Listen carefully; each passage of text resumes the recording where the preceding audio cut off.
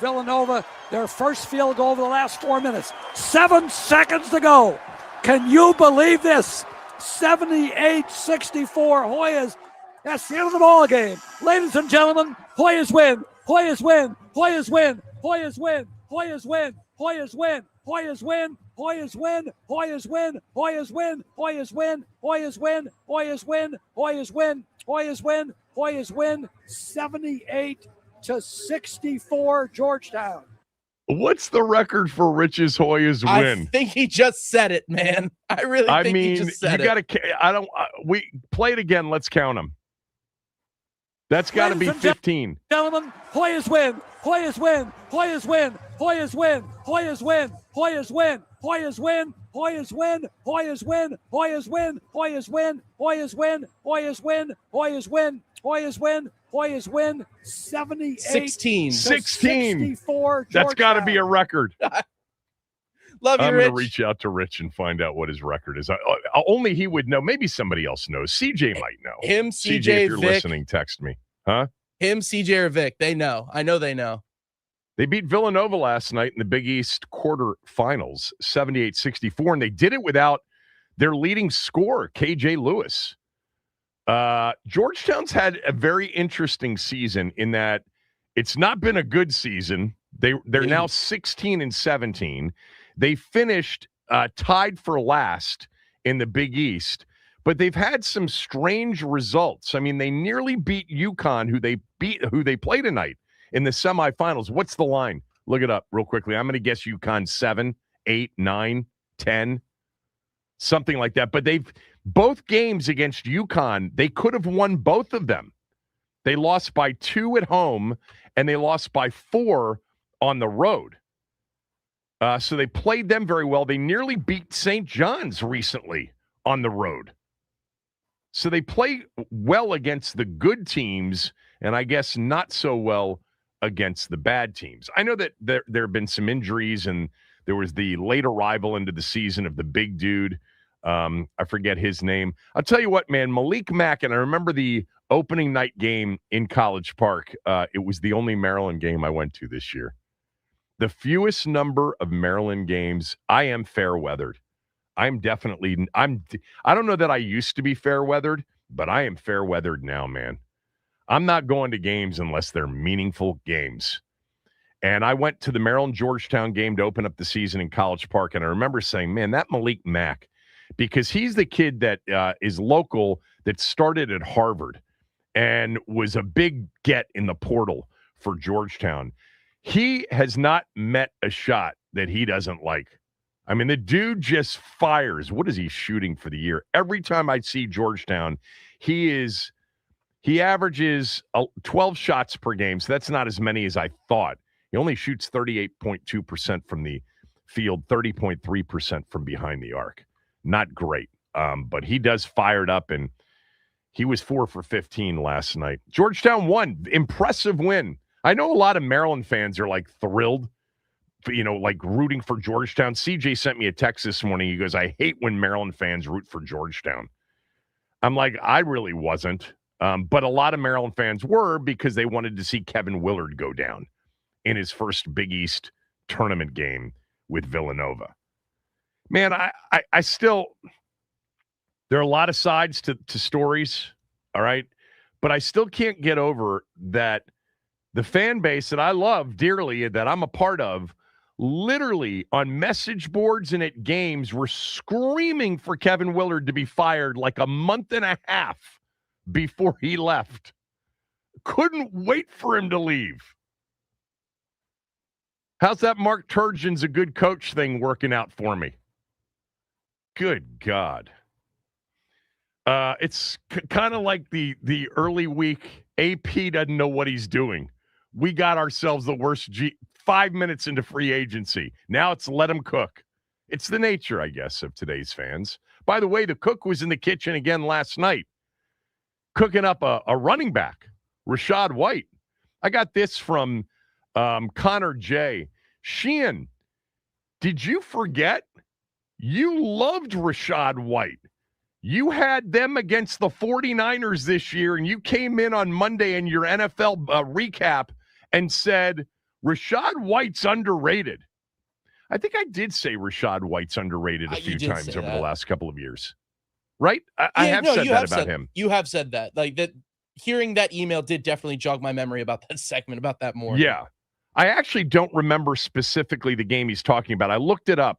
He had 17 carries for 65 yards, 3 catches for 21 yards and a touchdown in an October win at home over San Francisco, 30-19. I guess I was on Tampa. I can't remember all my winners. There were a lot of them this year. You had so many this year. There were a lot of them this year. It's hard to remember all of them. I know that I've always felt like Rashad White was a good back. I think one of the things that I've always liked about Rashad White is I always felt like he had really good vision as a runner. You know, a lot of the other stuff you don't learn until they sign with your team. Like, he's an excellent pass protecting running back. I knew he was a good receiver.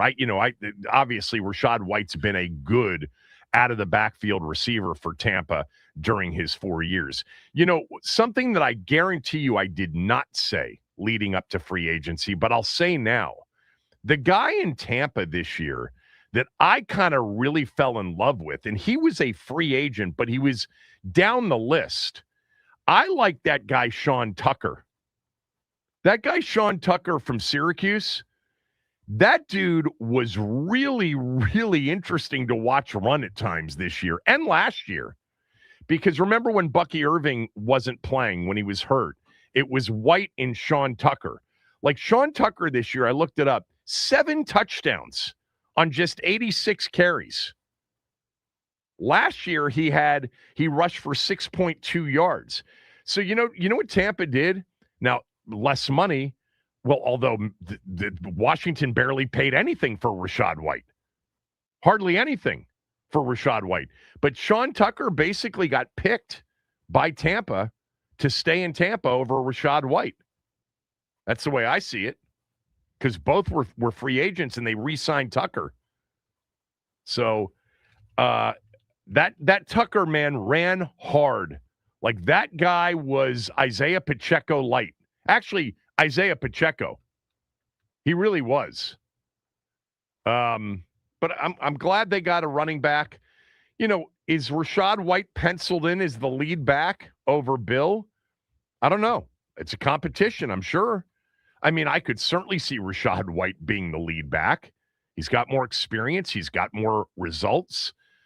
Bill didn't really prove much as a pass blocker, and we know that one of the reasons he wasn't on the field, maybe as much as many fans wanted him to be on the field, is that he was a bit of a liability in pass protection for a while, which, by the way, is not unusual for a rookie running back. But Rashad White is excellent at that. Bucky Irving,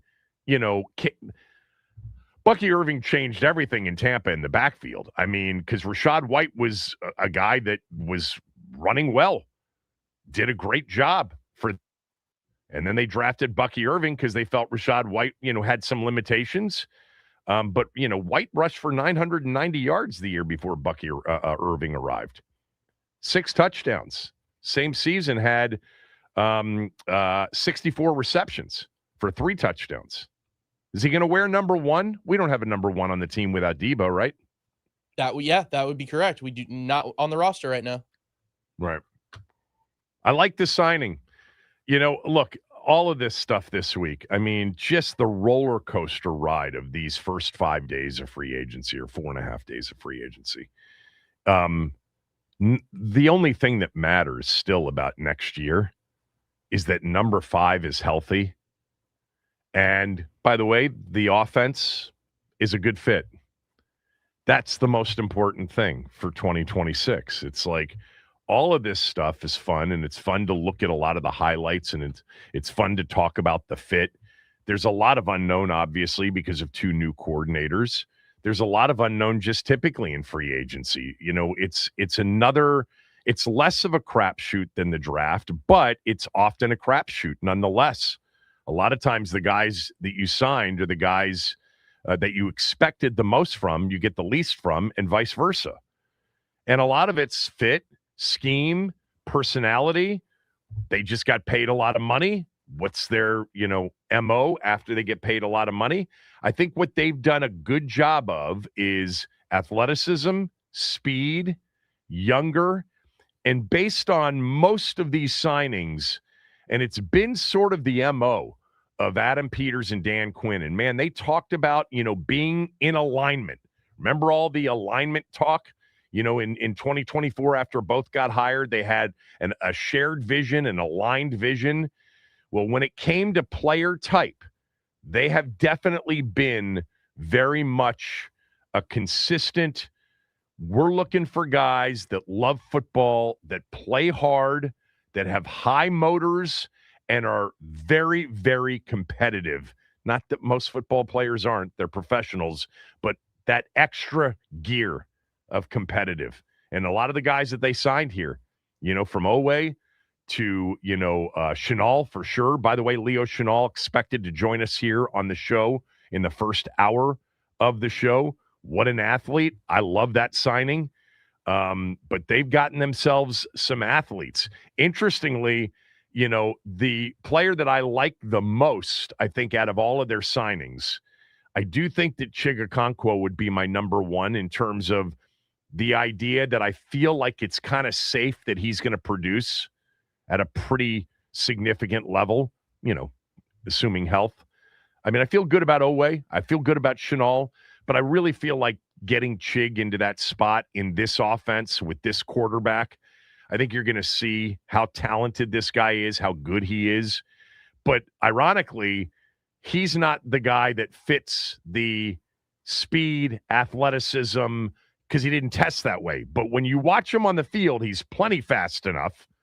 He's plenty athletic enough. And I think the biggest attribute with Chig is soft hands and great vision. He's got such good feel as a football player. He's not going to catch, turn around, and run right into somebody unless he's seeking it out. He makes people miss in the open field. He's got really good running back vision in the open field.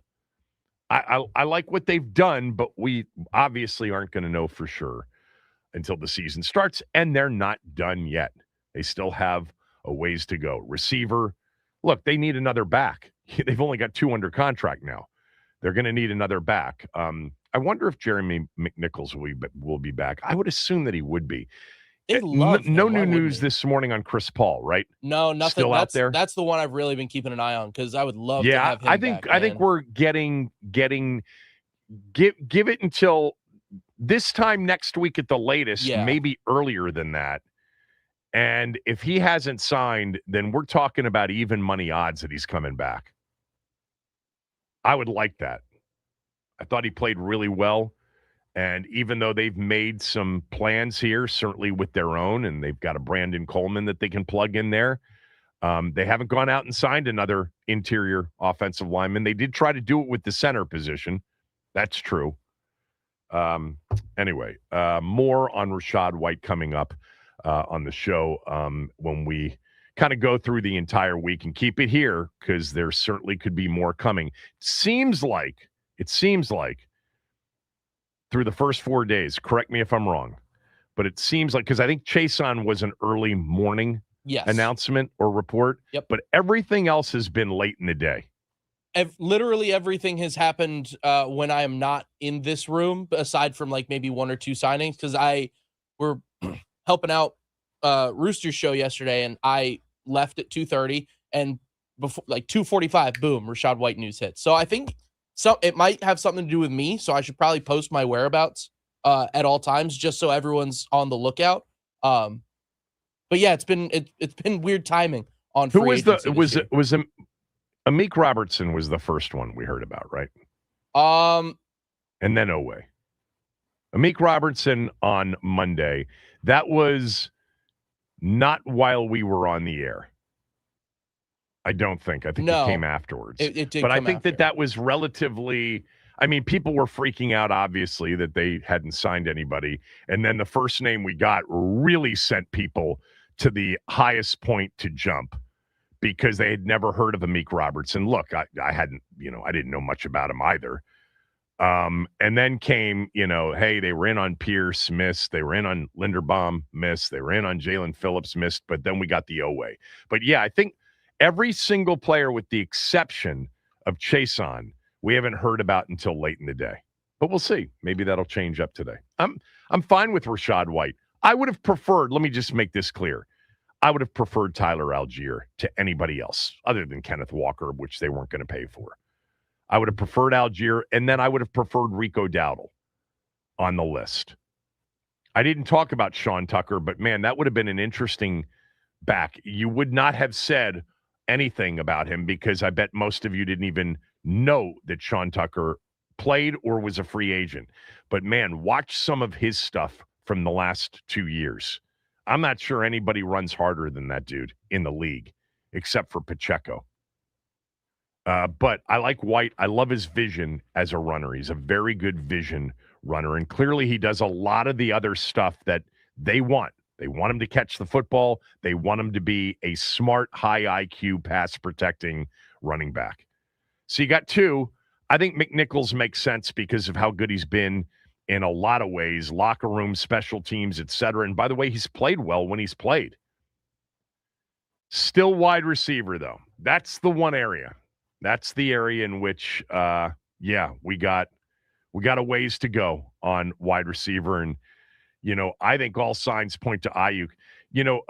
I had a conversation with somebody yesterday who's, very much kind of in the know NFL wise. And he just said, you can't be upset if you're, anybody interested in Ayuk that the 49ers aren't doing anything with him right now. I mean, this guy literally screwed them. You think they owe him the favor of releasing him early? That'll never happen with a Kyle Shanahan and a John Lynch. They were absolutely beside themselves angry with the way this played out, and they've never seen anything like it. Look, we had Dante Whitner on the show yesterday. He said, I've never seen anybody handle it the way he handled it. Even if there is, a reason for his behavior, it's still bad judgment to throw away $30 million when all you had to do was show up twice a month for a quick medical look-see. That's crazy. And then we had TJ Houshmandzadeh saying what he said. The 49ers don't need to do him any favors. This is what was said to me, like that it would not surprise this person if they held on to him through the draft. We'll see. Sometimes you get tired of the whole thing, and you just say, enough already. The guy's troubled. We'll let him go. Maybe that thinking will come around. But they don't owe him anything, and they don't need to do him any favors. They don't need to take the high road on him. It's like I can remember some of the players that we had in the past. Fans wanted, the team to do right by certain players. No. The team needs to do right by themselves. If doing right by the player is good for the team, fine. But if the player put themselves into this predicament and put the team into this predicament, the team's got to do what the team feels is best for itself. And the 49ers waiting to see if somebody gets desperate and offers a 4th-round pick or a contingent 5th-rounder, something like that. They don't owe it to him to release him early. The key is, of course, does Washington believe that that's their answer? And are they willing to wait maybe beyond the draft? I don't think it should dictate anything. Like Rashad White doesn't mean no Jeremiah Love. Nick Cross doesn't mean no Caleb Downs. If they sign Brandon Ayuk, it doesn't mean no Carnell Tate. These are, other than the Oweh deal and the Settle, Chenal, and Chig deals, those are the 3 and 4 year deals. Everybody else is 2 years and 1 year. And by the way, on the 2 years, it may actually be legitimately in terms of guarantees a 1 year. So nothing they've done, in my opinion, eliminates anybody from being a possibility at number 7, including pass rusher. I mean, if David Bailey's there at 7 and they don't take him because they added Oweh and they added Omenahu, they added Chason. No, Chason's on a 1 year deal. Omenahu's on a 1-year deal. You can't have enough pass rushers. You can't have enough great players in the trenches. Look at, the Giants when they won those Super Bowls with Tuck and Strahan, and they kept drafting. The Eagles have done it over and over again. You keep investing in the trenches when the best player on the board is your best player, and it's a trenches player. I don't think Downs is out because I don't think any of those people are off the board. Certainly a 1-year deal for whatever it is. What's the money for Rashad White? $4 million, something really low, right? Have we seen the money? I thought I saw something early this morning. Trying to see if there's something out there right now. Checking the latest. I haven't seen anything come across my timeline yet. I don't think it's much money. I think actually Chris Rodriguez got more money than Rashad White did. Maybe 1 year, $2 million is what I'm seeing, but that's not confirmed, but that's dirt cheap. Really cheap. Are we going to regret Chris Rodriguez leaving? I don't think we're going to regret it, but he's a good back. I think he's going to get an opportunity at some point to get a lot of carries, and he's the kind of dude that you could see just in the fourth quarter with his 24th carry just, wearing down a defense. He's that kind of player. But he won't do it here. All right. When we come back, Leo Chenal's a possibility here in the first hour. We're waiting for him to call in. Last night, man, may have been the oddest of the tanking Wizards season. I'll explain next.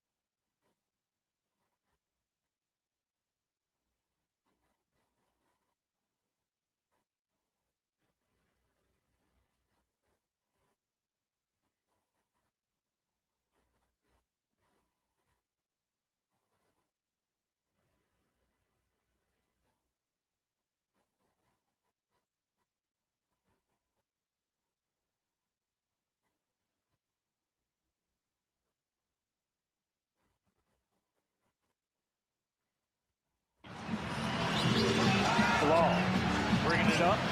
Pulls up for three. Got it out the window. We're tied at 123. How about it? Look at Trey. Shake your hand, young fella.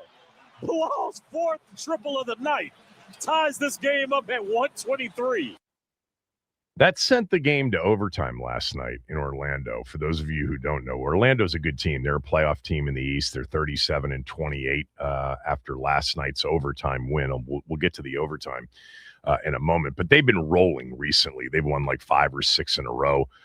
Banchero's really good. It's a good team, Orlando is. And the Wizards played a really good game. And Bilal Coulibaly had, I think, a career night with 29 points.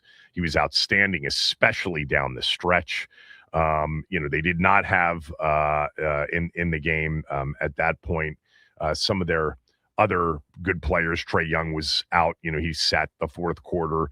Bub Carrington, didn't play from that point on. But I just got to tell you that last night was weird. And I have not watched all of the, tanking 2025, 2026 Wizards this year.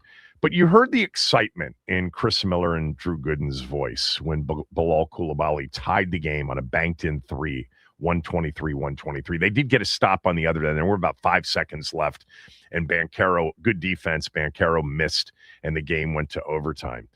But it's like, here's the weird thing about, and this is the problem that the NBA has in general, is that it's one thing to have, the teams openly trying to lose a quarter of their games.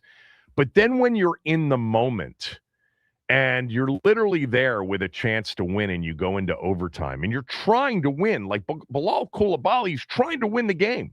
The players on the floor are trying to win the game. They're celebrating every Coulibaly shot down the stretch. The bench is going nuts. And they're trying to pull off, what would be a pretty big, regular season upset win in the NBA. And then you get to overtime, and they're down 5. Well, first they're down 4. They're down 5 at the end, and they don't foul. And then they get the ball down 5 with about 9 seconds to go, and they've got 2 timeouts left, and they don't call a timeout. Now, is Brian Keefe a dope, and he doesn't know how to manage the end of a game? Or did they just decide after 48 minutes and another 4 minutes and 50 seconds of overtime of trying to win the game, at that very end, they just said, nah, no timeouts. Just let the clock run out. We're good. Losing by 5 in overtime. Like, I was watching that, and I'm like, timeout. Like, what are you doing? Well, they're trying to lose the game. And that's where you get into that, okay, it's one thing to put a group of players out there that you don't think have much of a chance of winning many games. It's even okay during the midst of a game to say, hey, this guy's on a minutes restriction. Trae Young's on a minutes restriction. We're not playing him in the fourth quarter. We're going to play a lineup that includes guys like Leaky Black and, Hardy and some others, because we don't think that has the best chance. But we want them to play hard. We want them to develop as young players. But then it's like you're watching this game. It's actually exciting. I didn't watch the whole game. I watched the end of the fourth quarter and then the overtime.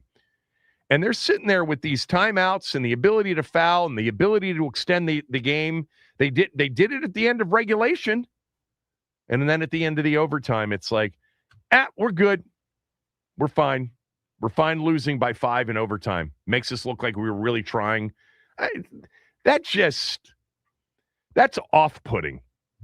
That's completely off-putting. I'm glad they lost the game. I'm a Wizards fan. I like what they're doing. But that's the kind of thing you can't have if you're the commissioner. You got people invested. It's like, this is actually an exciting basketball game. Wow. Who knew the Wizards could play this well? Coulibaly's playing great. And then at the end, just let the clock run out on any chance. Keefe is just saying, no timeouts. Just let the clock run out. They get the ball up court, fire away, buzzer goes off, they lose by 5. They had 2 timeouts. What are you doing? Like you were trying at the end of regulation. You're in a good spot right now for the bottom 4, protecting that top 8 pick. They're in a really good spot for that.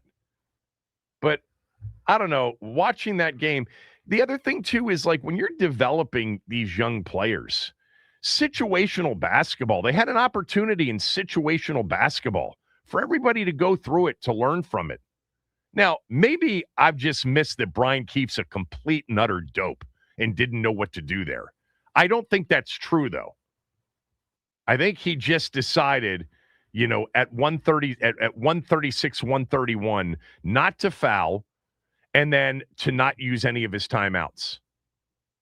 Because they could have advanced the ball, gotten a quick three, fouled, maybe they make one or two, timeout, advance the ball, and have a chance. That's the way, the end of these games play out if you've ever watched a basketball game in the NBA.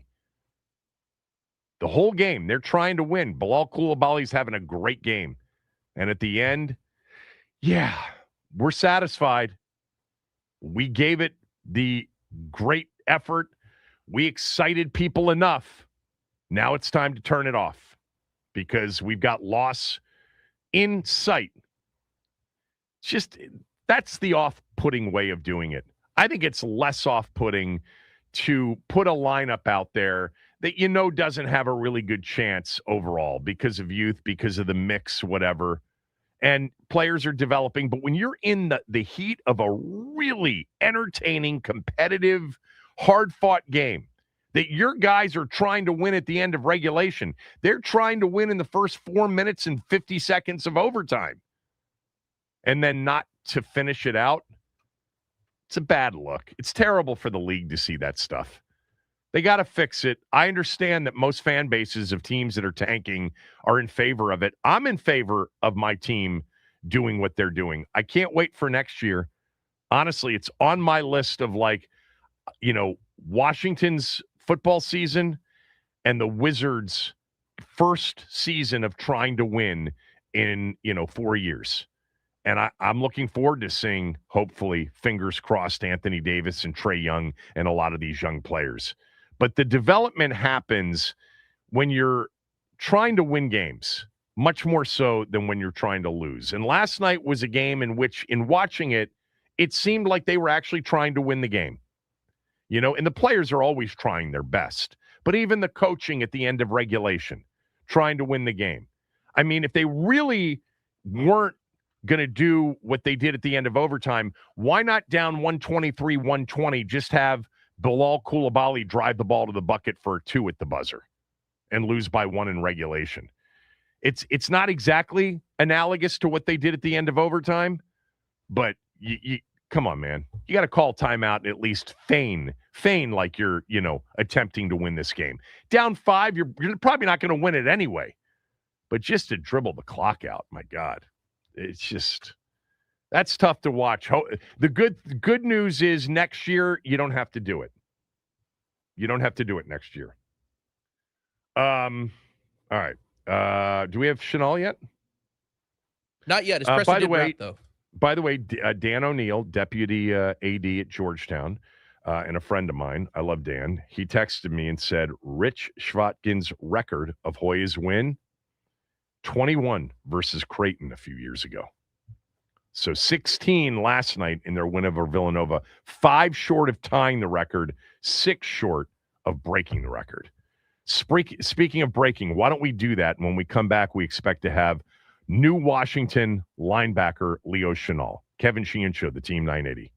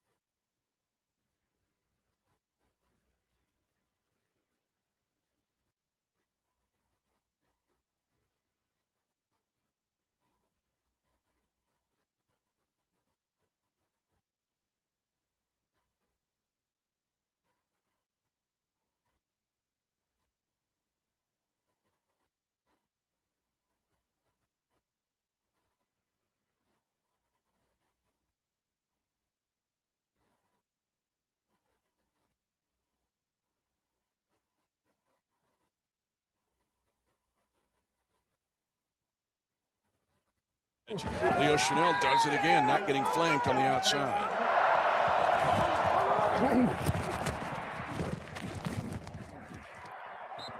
It's our job, baby. Come on, it's our job to get everybody fired up. Let's go. You got time. You got another minute. We got offense, defense, special teams in this group. Let's get everybody going. Let's go. Hey, let's go. Let's go, baby. Come on. Mic'd up Leo Chenal with the Chiefs. 4 years in Kansas City. Like I said the other day, like obviously Chris Jones, Trent McDuffie, Karlaftis in recent years, but whenever you watch the Chiefs, and we got to see a lot of the Chiefs and get to see a lot of the Chiefs as NFL fans, 32 and 54, Bolton and Chenal were always all over the field. We're expected to be joined by Washington's newest addition at linebacker, Leo Chenal, coming up here shortly. 4 years in Kansas City, really good player in Kansas City.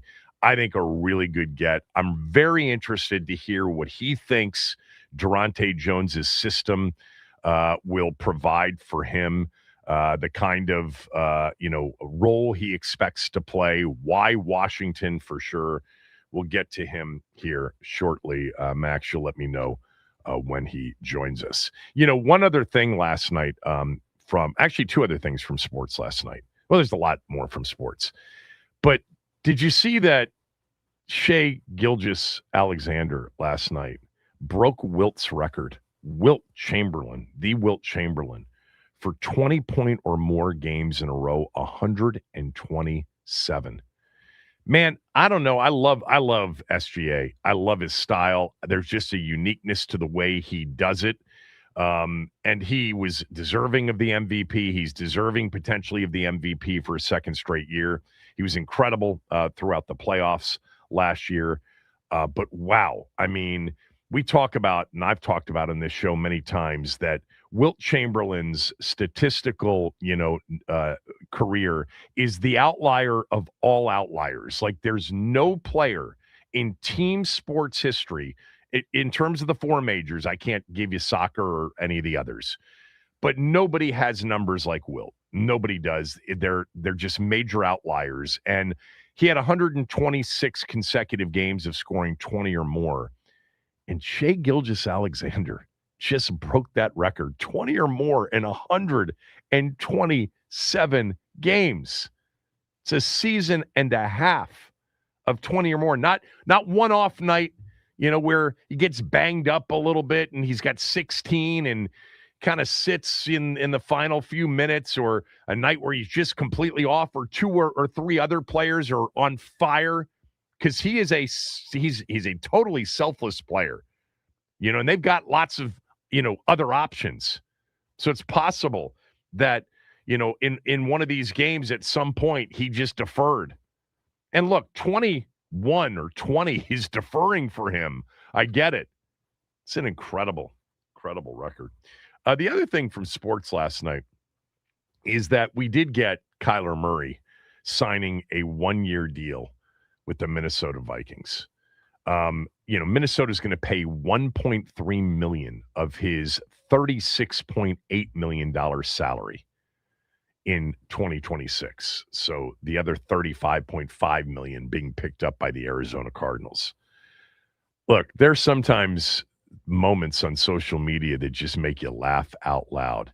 And there were memes going around with little babies shaking hands with grown-ups, where the label, the title to it was, Kyler Murray has arrived at Minnesota's facility and introducing himself to everybody in the building. And it's like a 3-year-old walking down a line with adults shaking hands. Kyler Murray really does look like he's 5'3" on the football field. I know he's listed. What is he listed at? 5'10", which is a joke. Steve told me, Stanford Steve told me, years ago, standing on the field with Bryce Young looked like he was 5'9", and said he was at least a half a foot taller than Kyler Murray from the sideline view. I don't think that one's going to work out. I think that's the best news possible for J.J. McCarthy, especially given that it's just a 1-year deal. Man, the Vikings are messed up right now, aren't they? trading up to draft J.J. McCarthy and really feeling, not that they'll be right, because we've got a long list of quarterbacks that everybody gave up on that have now played really well, and J.J. McCarthy might be the next one down the road. But, man, I can't remember a quarterback so quickly drafted so high where there is just a sense that nobody in Minnesota thinks they got that one right. And they fired the GM, Kwesi Adolfo-Mensah. He's gone. And here's Kevin O'Connell, who wanted Kirk back. He wanted Cousins back. Even though they were going to draft J.J. McCarthy, he desperately wanted Cousins back. Thought that 23 before the Achilles was the best football he had played. And Kwesi and the others said no. And Kirk said no because they said they were going to draft a quarterback. But, man, they have really... I don't know, maybe the one-year deal for Murray is a sign that they haven't given up, or it's a sign that they're not big believers in Kyler Murray. Maybe Murray's the next one to turn the career around. God, man, if I were in the market, my team were in the market for a quarterback, that would not be the go-to for me. 5'4" Kyler Murray. It wouldn't be. The Vikings have so much talent. I look, just throw it to 18. Throw it to Jefferson, even if he's covered. That'll work most of the time. The quarterback market's interesting, here in free agency early on. Geno Smith to the Jets, that barely got noticed. These quarterbacks that have basically no money owed to them because of their former teams, the Kyler Murrays, the Geno Smiths for sure. Now all eyes turn towards Arizona and Cleveland and Pittsburgh to see what Aaron Rodgers decides to do. There's a lot of news yesterday, obviously, but the other football piece that I thought was interesting is, the Falcons traded last year into the first round with the Ravens, right? I think that was the deal that they cut, and that was the Ravens pick that was going to the Raiders for Crosby. And they selected James Pierce, out of Tennessee, who was obviously a guy that we all talked about as a pass rusher. There were red flags coming out on him, but he had a hell of a rookie year. Yesterday, just the update on his off the field, the Miami-Dade, Florida state attorney brought 4 charges against Pierce. They're all felony charges. So, 3 of them are felony charges. The 4th is a misdemeanor. But it's very possible at 22 years old, James Pierce is going to jail for a long time. The judicial system will play out.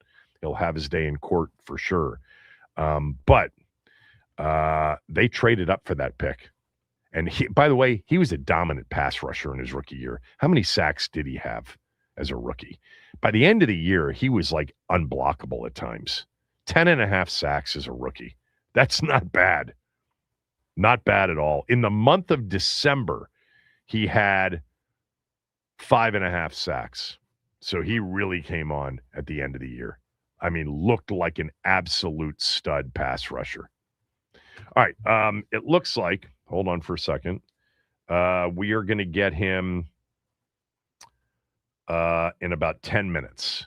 So what do you want to do here, Max? Leo Chenal is going to call in about 8 to 10 minutes. You got anything else you want to hit on before we hit a break, Kev? Well, what I was wondering is, do you want to get a break in now, or do you want to wait and just start with him? Let's start with him because we're in the last segment of the hour. So let's take it up a few more minutes, okay. And then we'll hit Chenal. I have a lot of other things. The Big 12 tournament being played in Kansas City was played through the first 3 days on one of these LED, glass floors. I don't know if you guys have seen it. It's grayish, it's blackish. I'm sorry? No, I'm familiar. It's been making the rounds a lot on social media because a lot of people think that some college kid would jump in and hack it and try and put something funny on there. Well, beyond that, it was slippery. Players were getting dizzy, and a few players got migraines because of the floor. I mean, how stupid is this? What are we doing here? The biggest games of the year, not the conference tournaments, next week, the biggest games. But these conference tournaments are a big deal. What are you doing? Why would you do that? Well, they're changing it back to the wood floor for the semis and the finals. The 4 coaches who are in the Final Four of the Big 12 tournament said enough is enough. We're putting our players at risk. The floor is slippery. I love the fact that there were multiple players who said the floor made them dizzy. And we had a player in the first round say, I had a terrible headache playing on this floor, and they attributed it to the LED and the glow, and a migraine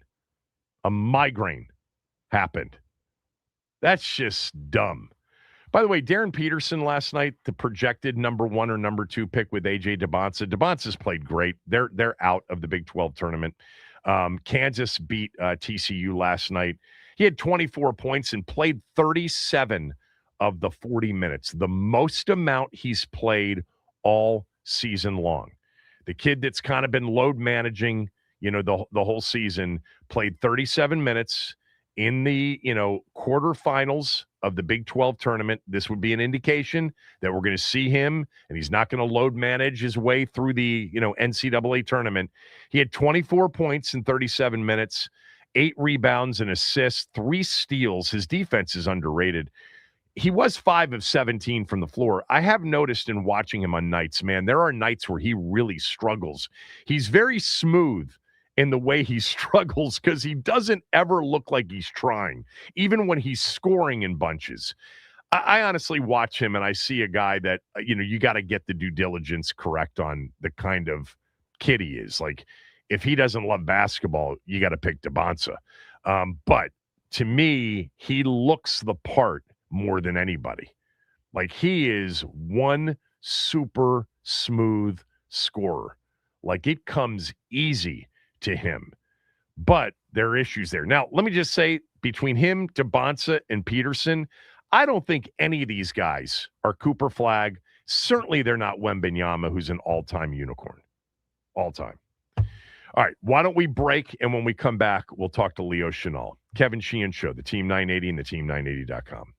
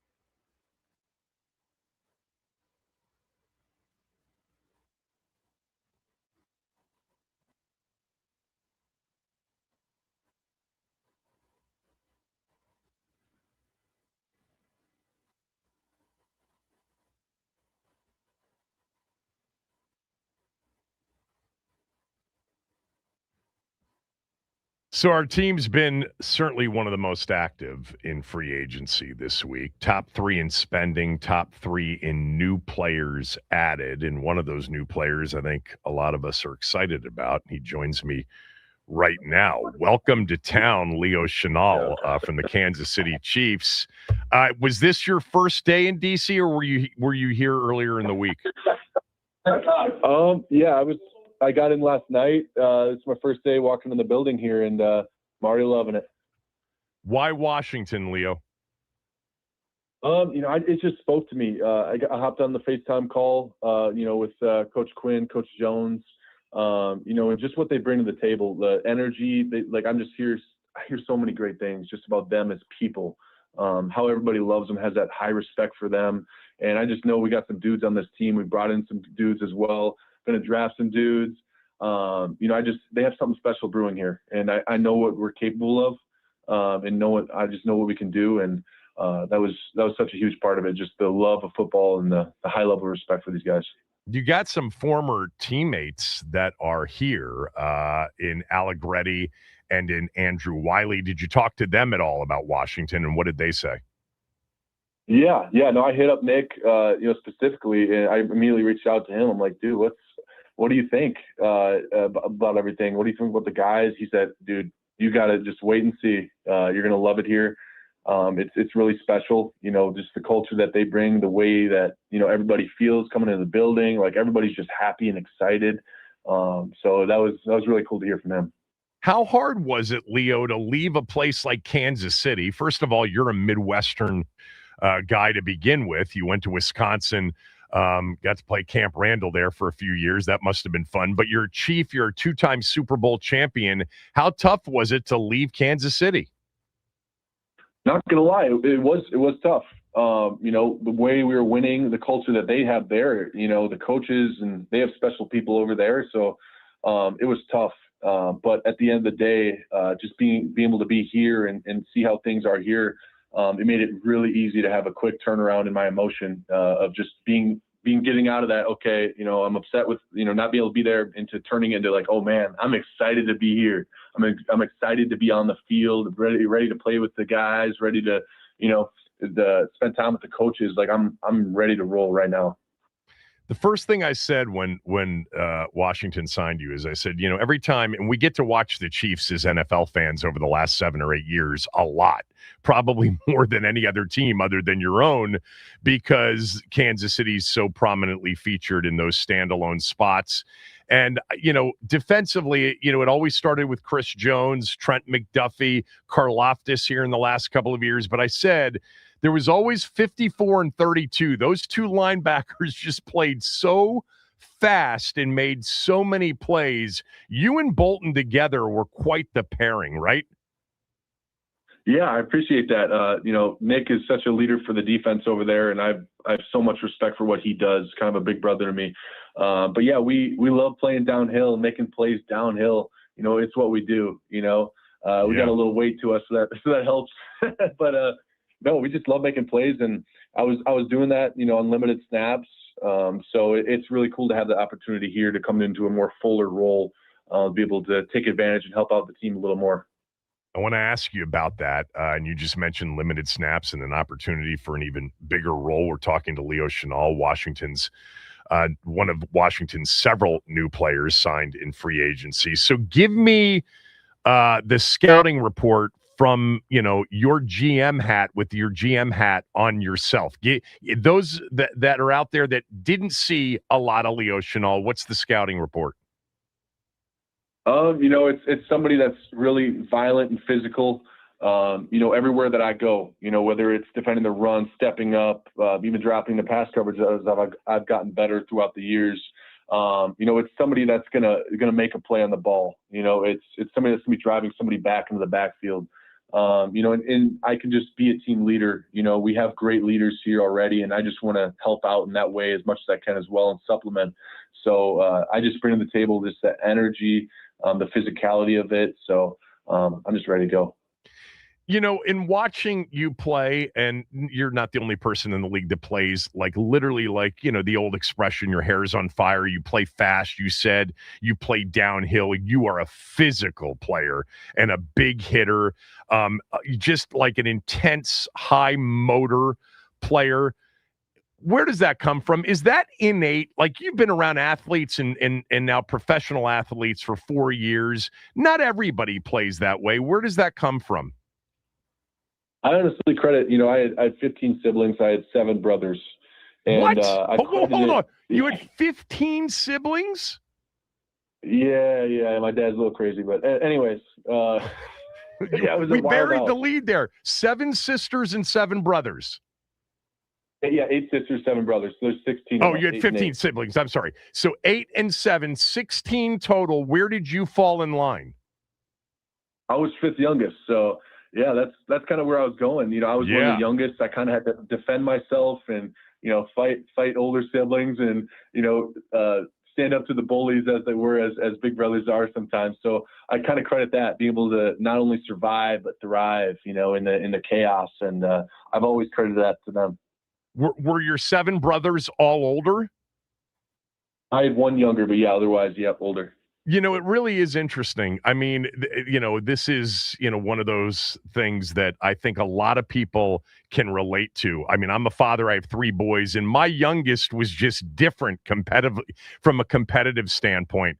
And there is something to that. The youngest with older brothers or the youngest even with older sisters ends up being a little bit nuts. You're a tremendous athlete. I mean, I was looking up your combine numbers the other day. You had a 41-inch vertical. Did you play basketball?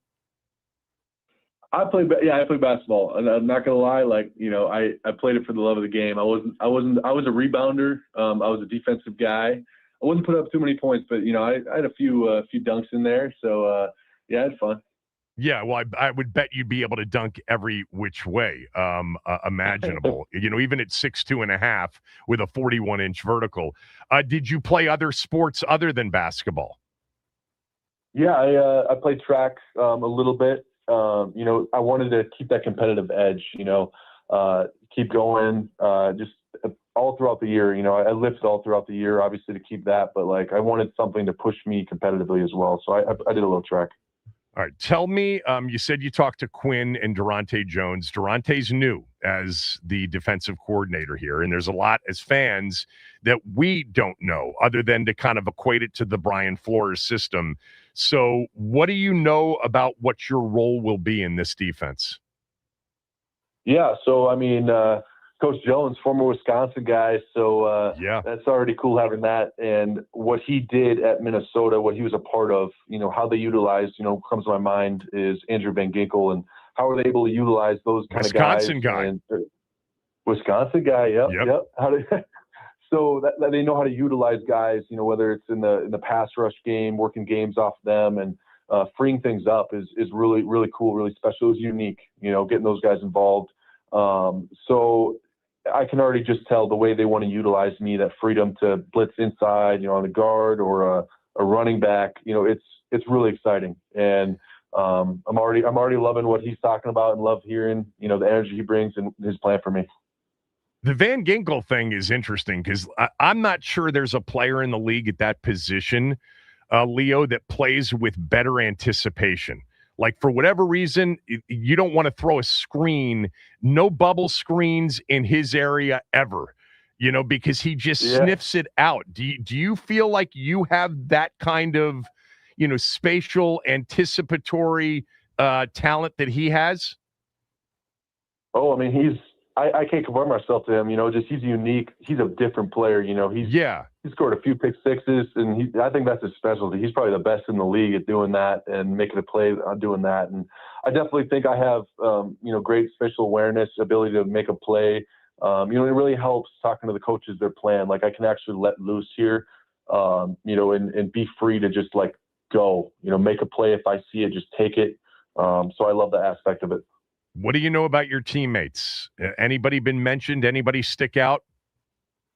Just having that, obviously Bobby was here. We don't know the plan, but What's crazy, Frankie Luvu, they call him Oos, I believe I heard. Yeah. I was like, oh man, that is him. Like we were like, when I was with the Chiefs, we'd always watch film on, the Commanders. Somebody would be playing the Commanders, and we'd be like, who is this crazy dude, number 4?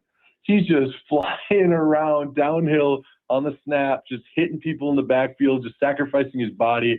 That's kind of the guy that I was like looking at. I'm like, dude, this is going to be fun to play with this guy. I love this kind of ball. That's where I want to be. So he's a different breed for sure. And I already, got his number and talking to him a little bit. So I'm excited for that. What can you tell us about the teammate that's joining you from Kansas City in Washington, Omenahu?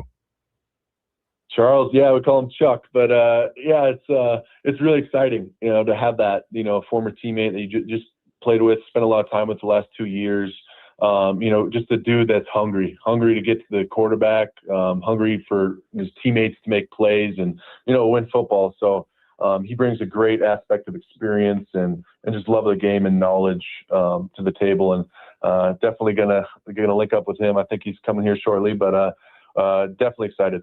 All right, 2 more. I know you got to run. Real quickly, there's that video of in the parade in Kansas City, you jumping literally from the ground and then pulling yourself up to that upper level of that bus that had players on it. I mean, first of all, how high did you jump on that to grab onto it? And did people go nuts over the athletic feat that was? I'm sure you've seen it many times. Yeah. You did it. Yeah. I mean, I don't know how high. I mean, I would hope at least 3 feet. You never know. It was but, 3. I had a little stuff in my system. I had the jeans on, maybe. So. Well, what were you doing that you weren't on the bus to begin with? Oh, I was just, on the streets, hanging with the fans, high-fiving. It was just such a good, when we win, when we're going to win here, we're going to experience that. And such a cool feeling to experience it with the fans and everything. And after that happened, we came in the next day, and I think it was like exit interviews, and coaches and players are giving me crap, like, oh, man, what were you doing? And it was pretty funny. And I didn't think much of it in the moment. I was just trying to get up to my pregnant wife at the time as fast as I could, because I was like, oh, shoot, she's up there. So I was like, you got to rejoin her. So it was awesome.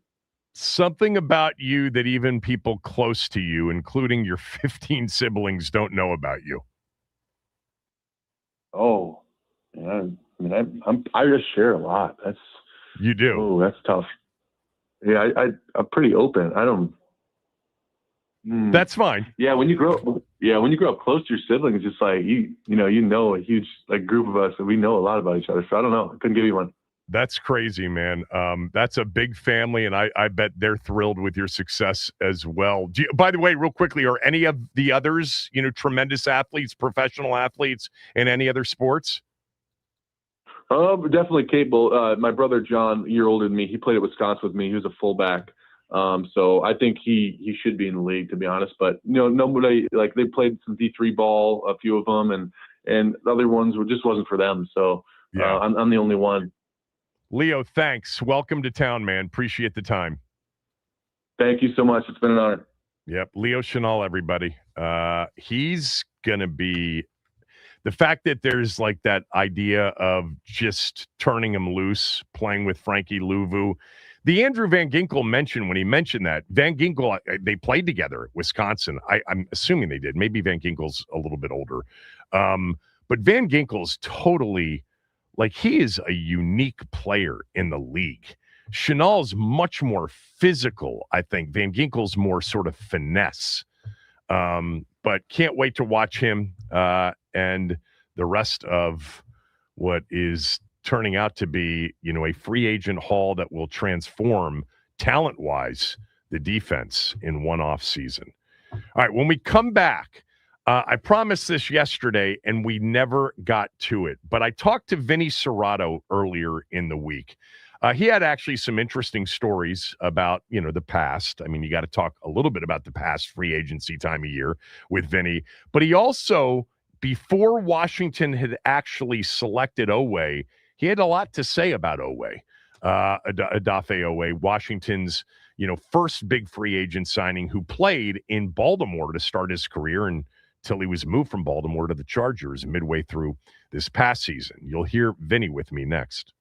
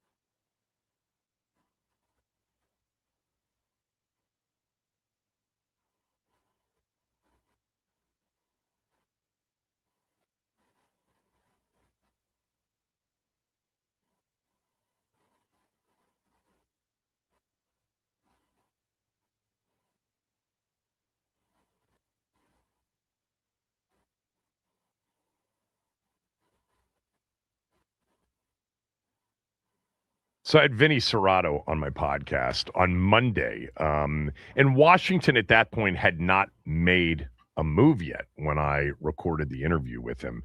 But there was a lot of good stuff, and I thought it was interesting to play. Certainly some of the stuff about the past and him being involved with Dan and the free agency stuff here.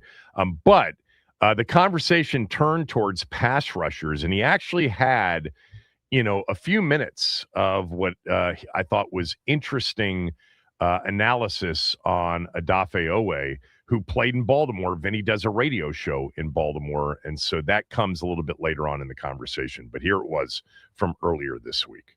Joining me right now, the former general manager of the Washington Redskins, Vinnie Cerrato. It's been about a year, I think, since we had Vinny on the show. Vinny's been hosting radio up in Baltimore for several years now with Bob Haney on 105.7 The Fan. Actually, how long have you been doing that radio show?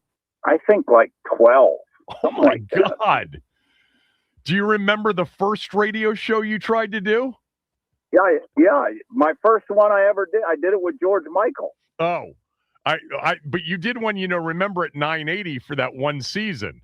Oh, that's right. I did that too. But I thought you were talking about when I was at the Redskins and I had to do the radio show, and the first one I did there was with George Michael. Well, that would have been TV with George Michael. No. Remember, I had to do the radio because Zorn, couldn't talk to the media right. So I had to do the radio show from Redskin Park. Oh. And my first one, I did it, I think, once a week, every Friday, I think it was. Something I can't remember. But George Michael did the first one with me, which was awesome, Yeah, of course. Yeah. George was the best. I was referring to that one year where you came into the station, you did a radio show for, I think, most of the season. It was on Fridays, I think, going into...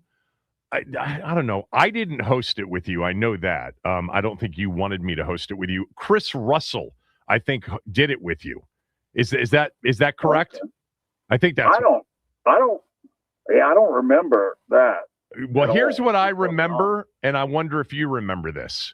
You took calls like on one of the first shows, and then it didn't go so well because we had lost like 3 or 4 games in a row. And you just said, with a great sense of humor, you said, I don't want to take calls anymore.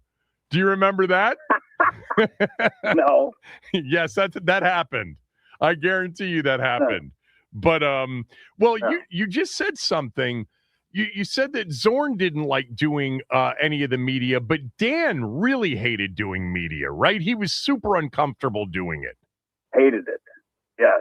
Was never comfortable. No, he did not like the media. And Zorn liked it too much because he said he couldn't lie on the radio. Yeah. Early on, Dan did some stuff, but I think over like the last... this was after you were gone. I would bet you that other than maybe some sort of an announcement of somebody, introducing somebody, he became, and this is the way I described it because it was true from a public recognition standpoint, he was a recluse. He just avoided anything having to do with the media. Yeah, that's correct. Yeah, he did not like talking to the media. Yeah, he didn't. He liked being in public if we won. Right. So this time of year, today, the first day of free agency, which is one of the reasons I wanted to reach out to you. How much do you miss being a part of it? It was always fun, because we were always so aggressive. So I always enjoyed that. And even when I was in San Francisco, we were aggressive all the time there too. And, remember when it started at midnight, we'd be there and everything. It was, I enjoyed the heck out of it because, there was a lot of work that went into it. And it was pretty exciting staying up all night and everything. Well, you've told me before, and you've been pretty candid about this, even though you don't really elaborate. but a lot of the work that went into it sometimes got trumped by, a whim that Dan had at the last minute. That could happen at times. Yeah. What's funny was one of the free agents. This was like one of the first years I was there because I was living in an apartment because my wife was still back in Chicago at medical school. So I was back at an apartment. I had like a 2-bedroom apartment, like a mile, from the facility. So we get done like 4 or 5 o'clock in the morning, and Dan says, "Come on, let's go to your apartment." And then he takes my bed, makes me sleep on the couch in my apartment. I said, "Dan, you're a billionaire, and you're in this apartment over here." I said, it's kind of funny, Yeah, I mean, look, this. You know that for many years, and we still refer to these things. I've shared this with you before, that, it was not. Well, let me go back. I think the first free agency year, Dion, Carrier, Bruce Smith, Jeff George, I did not, as a fan of the team, I can tell you right there, in that moment, I actually enjoyed it. And then for me, the real turning point was after Marty won 8 of his final 11 in 2001. And Dan said, "I'm not having fun anymore. I want to go back to the way it used to be." And Marty said, "Well, I'm not sticking around." And so they parted ways. And then I started to get concerned. But for the rest of that decade, there were a lot of swings and misses. When Joe came back, with Cornelius Griffin and all, those guys, we had some pretty good guys at that time.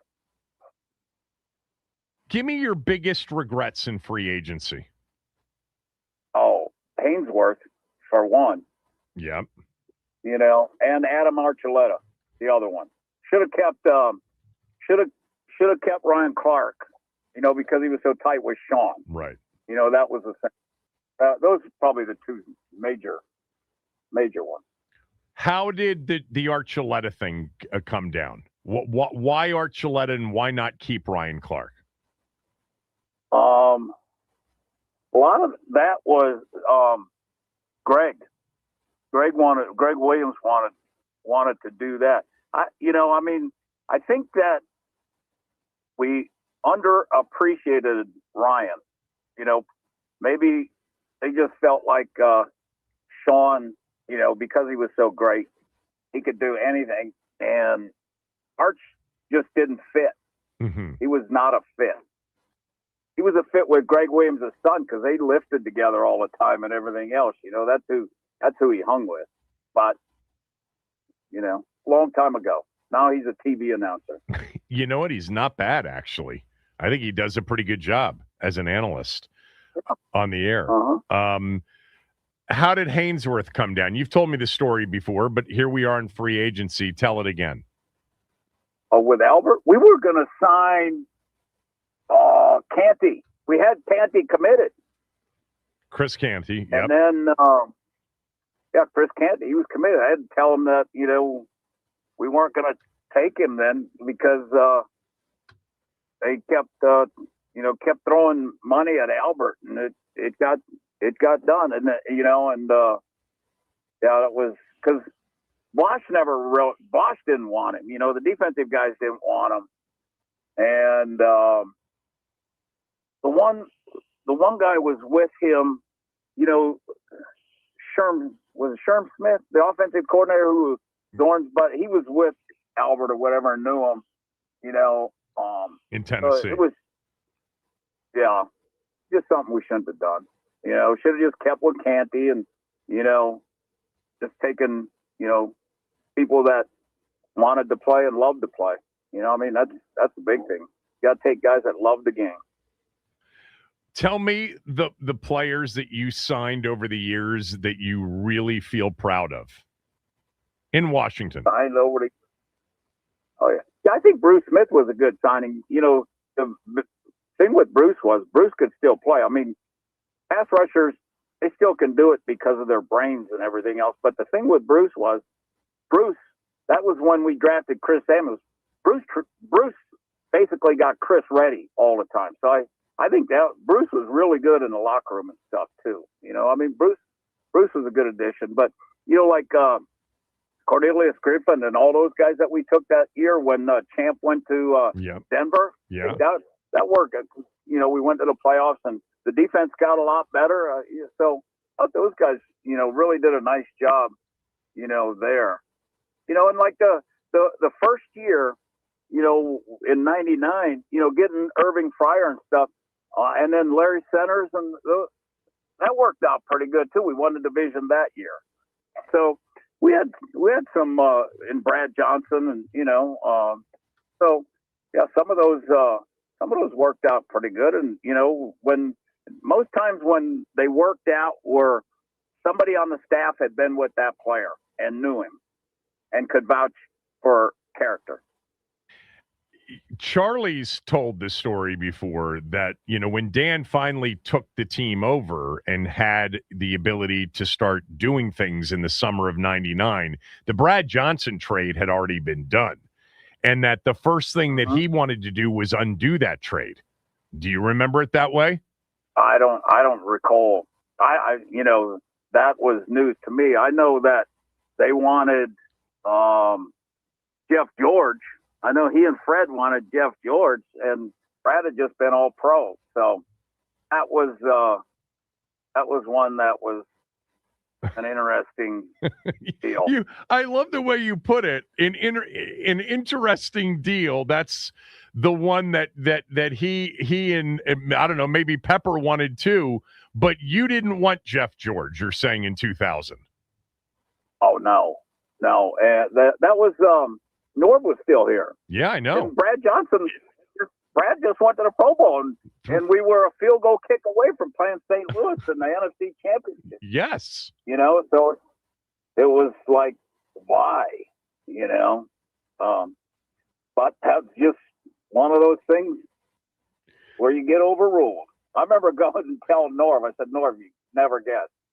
It was at the owners' meeting, and he said, what? I said, they want to sign Jeff George. And he said, he'll never play for me. I said, oh, that's fine. So it was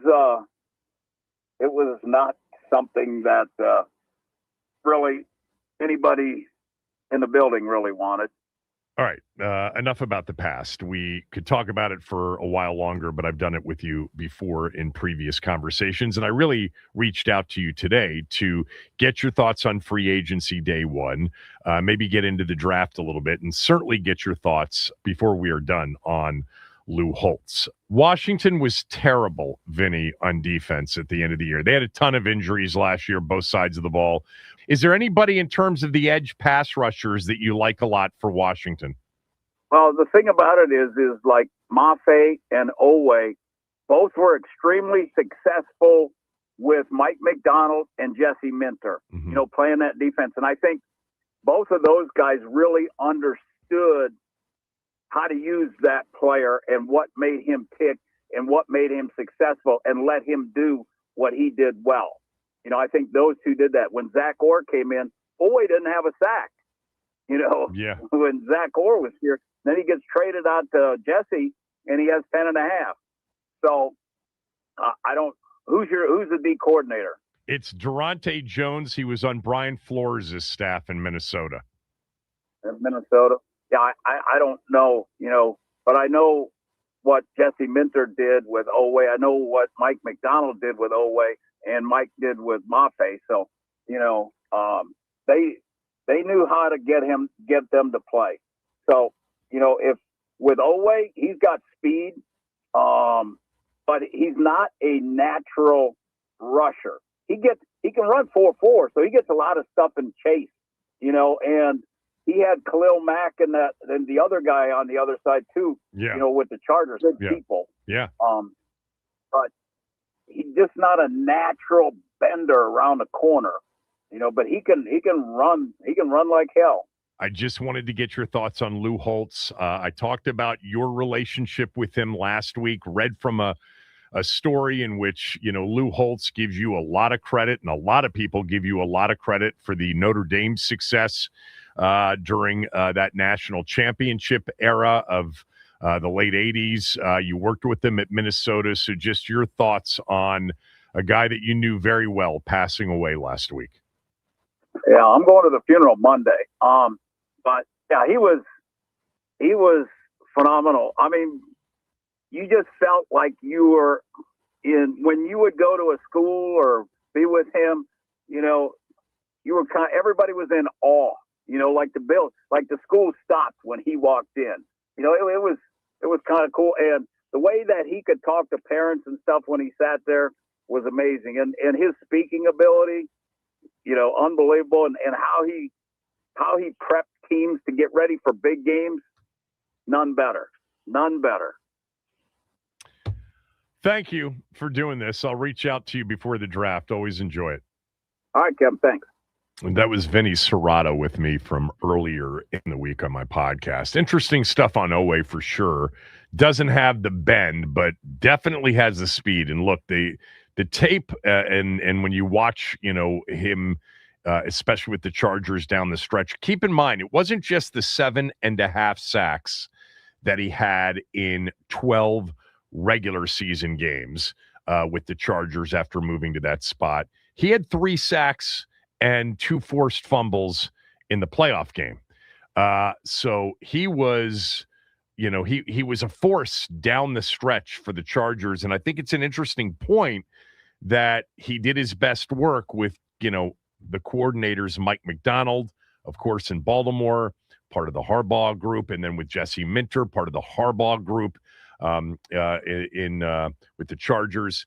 We'll see what happens elsewhere. He had a terrible start to the year in Baltimore. They moved on from him, kind of odd, but he had one hell of a finish to the season.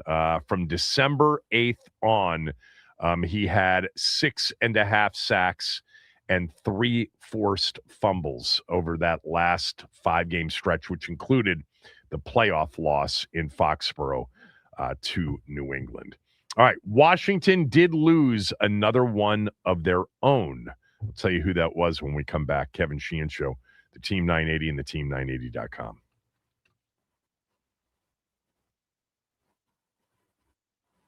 All right, real quick trending update for you. Happy Friday, everybody. We start off with the Commanders. They signed Rashad White last night to a 1-year deal, reuniting him with Jaden Daniels after their days at Arizona State. Plus, some more NFL news. Kyler Murray agrees to a 1-year deal with the Minnesota Vikings. And last night, the Hoyas, they kept it rolling in the Big East tournament with a massive win over the Villanova Wildcats. They'll take on UConn tonight.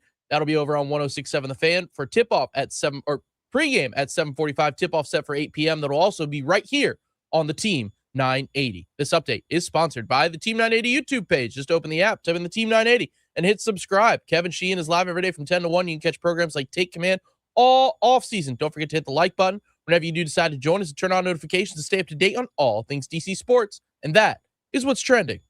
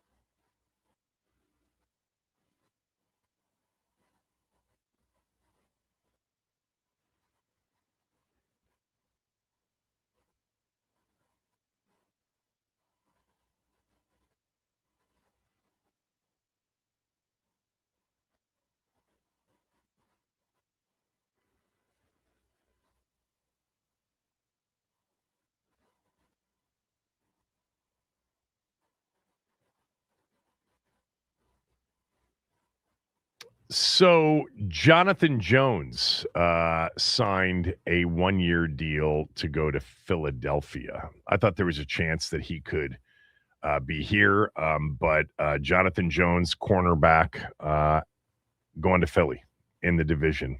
Washington needs another corner, too. I mean, when you look at their roster right now, under contract in terms of the corners are Amik Robertson, the guy they signed earlier this week, Trey Amos, and Mike Sanderstill. That's it. They've got 3 corners under contract. There's a lot left to do. They still have all of these roster spots to go. So the players they have lost so far are Jacob Martin, Chris Rodriguez, and Jonathan Jones. Am I missing one? I think that's the list. No, Biotis was a cut, so that doesn't count. Right, well, yeah, I'm talking about since free agency started. I think that's the list. That is the list. And Chris Paul, Debo, Bobby Wagner, Ertz, all still out there. Jeremy McNichols out there. And look, before free agency even started, they re-signed Tressway. They re-signed Andrew Wiley. They extended Nick Allegretti. They re-signed Dietrich Wise. They re-signed Shai Tuttle, for what it's worth. Drake Jackson. Jake Moody, remember, they tendered him. He's the only kicker on the roster. Traylon Burks. They extended Laramie Tunsil. And then when free agency started in terms of their own, since Monday, they re-signed Marcus Mariota and they re-signed Trent Scott. I think that's the list. And then you add Oweh, Chenal, Cross, Conquo, Robertson, Settle Jr., Omenahu, Chason, Rashad White.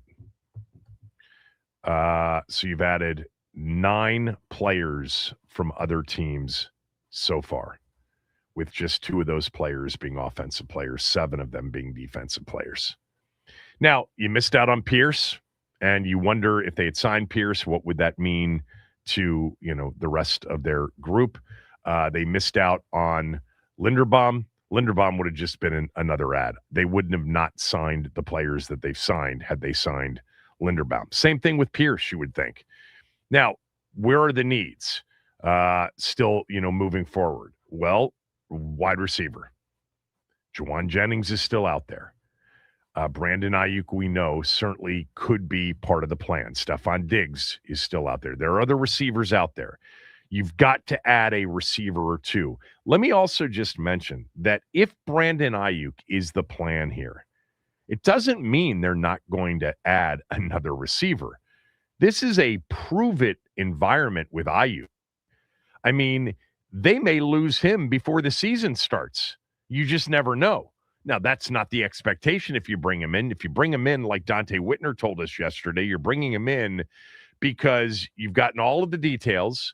You feel like there's been some maturity, growth, and he's going to feel accepted, feel wanted, and there are a lot of people in that building, especially the general manager and the quarterback, that would be vouching for him. But you're not going to then put the brakes on another receiver. That doesn't eliminate Carnell Tate in the draft. That shouldn't eliminate Juwan Jennings or anybody else that's still out there in free agency. It shouldn't, because that's not a given. Ayuk, if you get Brandon Ayuk of 2023, look out, no doubt. But no, you're still looking for a running back. You're still looking for a wide receiver, even if you signed Ayuk. Everything's still available to them. I'm actually, of the players that are out there that haven't signed, I think Jennings is one of the more surprising players. I saw a list that I think Barnwell put together of the players that are still out there that I think that he thinks would have been gone by now. Kirk Cousins actually led the list, but Brian Robinson Jr., I mean, none of you guys wanted him back, and I'm fine with that. I like Rashad White better. But Jennings was next, was third on the list.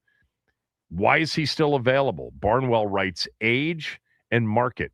Jennings is a useful player and thrives on third downs and inside the red zone, where teams really need their wide receivers to make plays. He can win on contested catches and in tight quarters, making him a reliable target for young quarterbacks with the habit of putting the ball in danger. Jennings is also tough.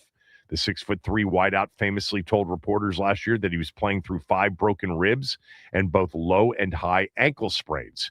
There's no doubting Jennings' toughness, but he is yet to complete a full 17-game season as a pro.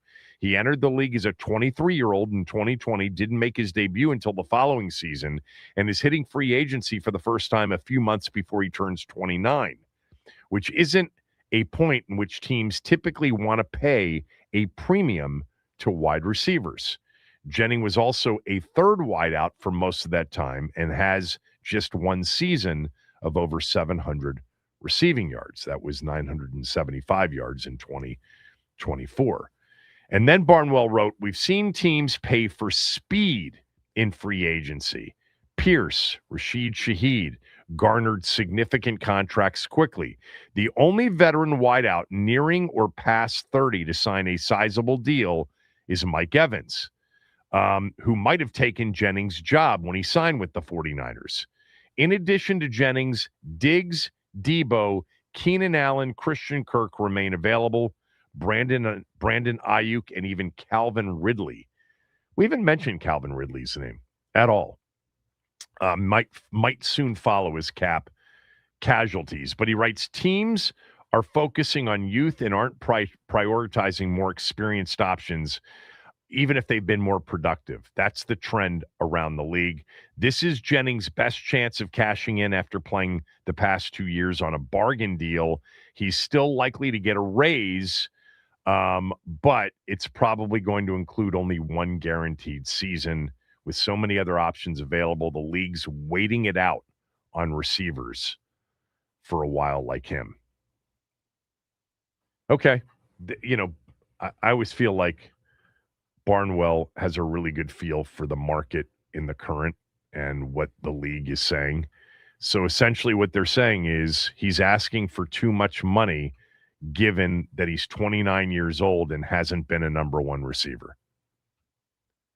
So is Washington out on Jennings? I don't know if they're even in on Jennings, but if they are, they're waiting it out on him, just like they may be doing with some of their own, like Chris Paul, as an example.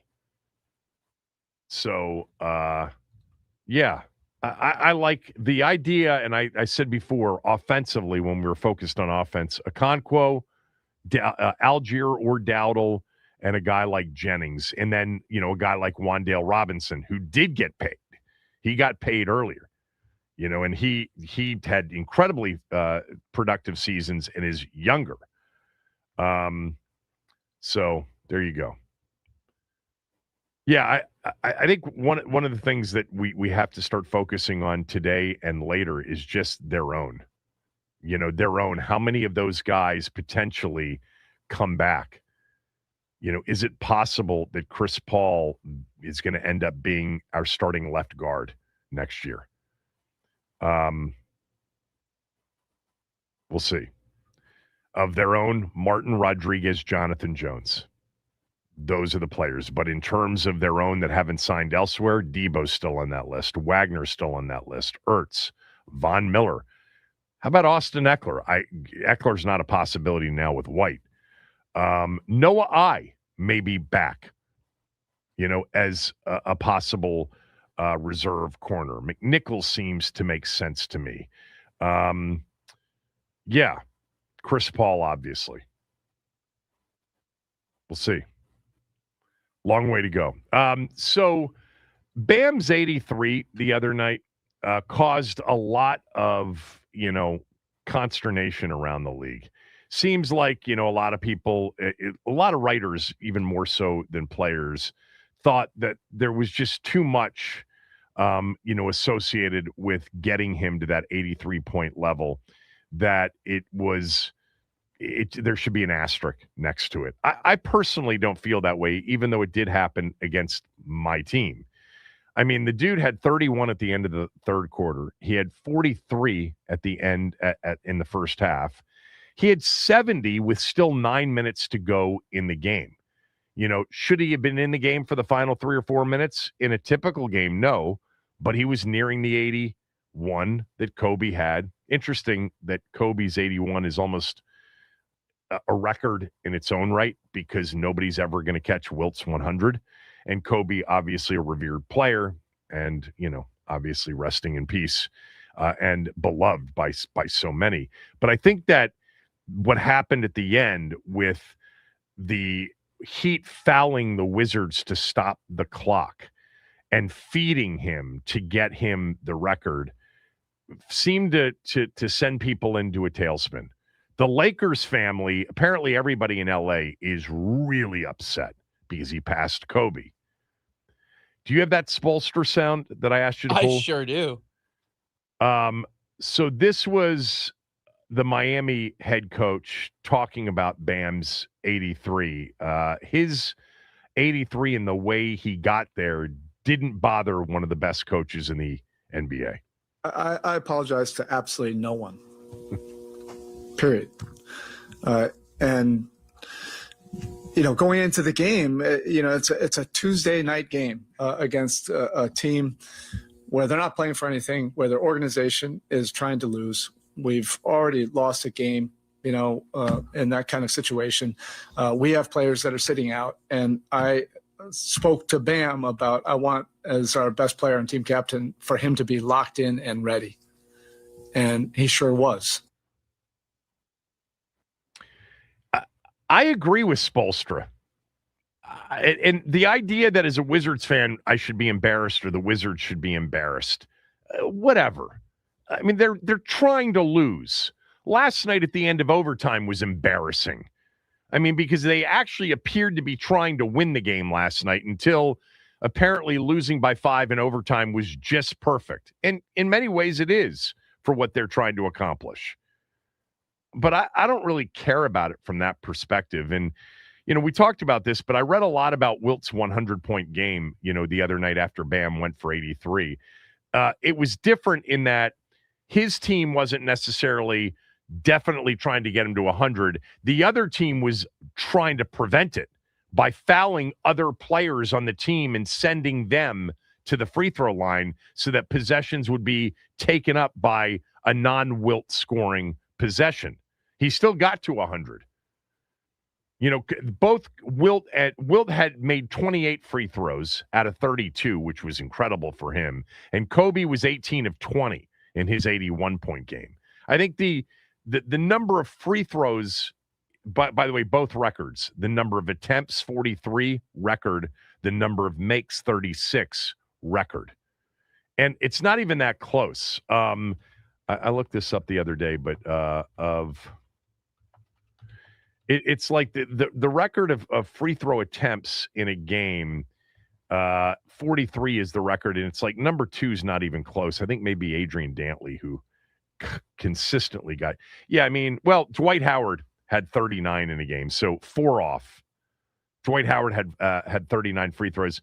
I almost think that maybe there was, you know, and Shaq is in there too in the 30s because of, you know, they're hacking Howard and hacking Shaq, you know, when we developed the Hack-a-Shaq. And the 36 free throws made in the game, that was, I think that was 7 more than before.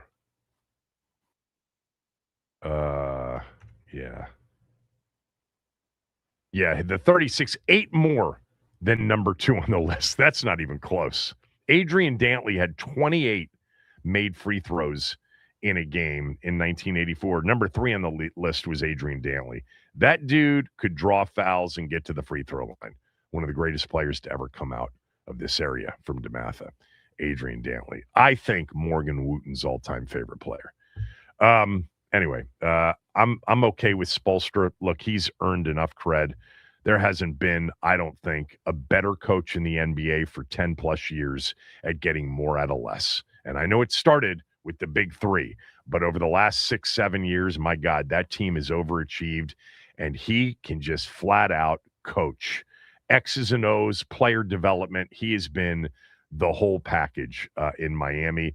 And if it were my team and a guy's got a chance to go for the second most points ever, I'm fine with it. Ben Standing next.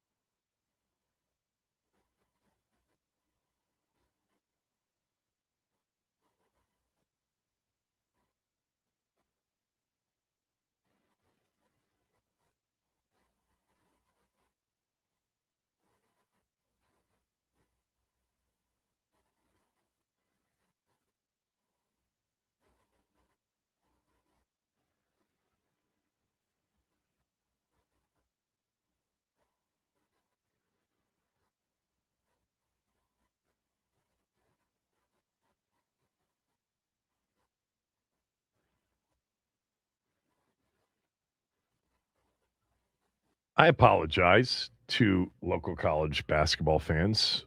I did not realize that GW was still alive and playing in the A10 tournament. Mason was eliminated yesterday.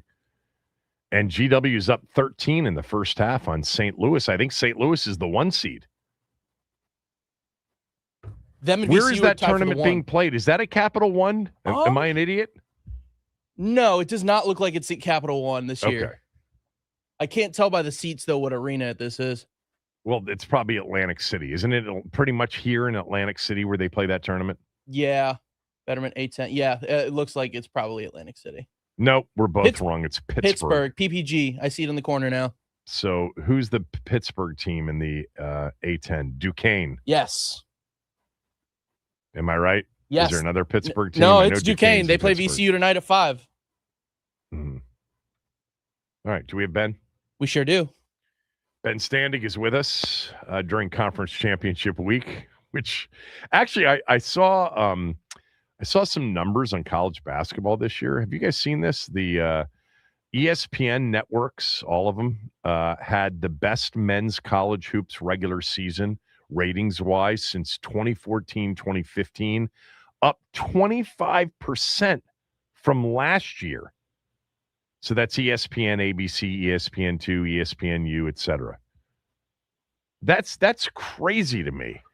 The sport's kind of been on the decline for so long. It's become very much a 1 month of the year sport. And yet I did sense, even though my team stunk and I wasn't paying attention to it as much, that because of all the freshman performances that people were excited about the season. That's crazy, Ben. Up 25% from a year ago, and the best and highest rated college hoops regular season on ESPN in 11 years.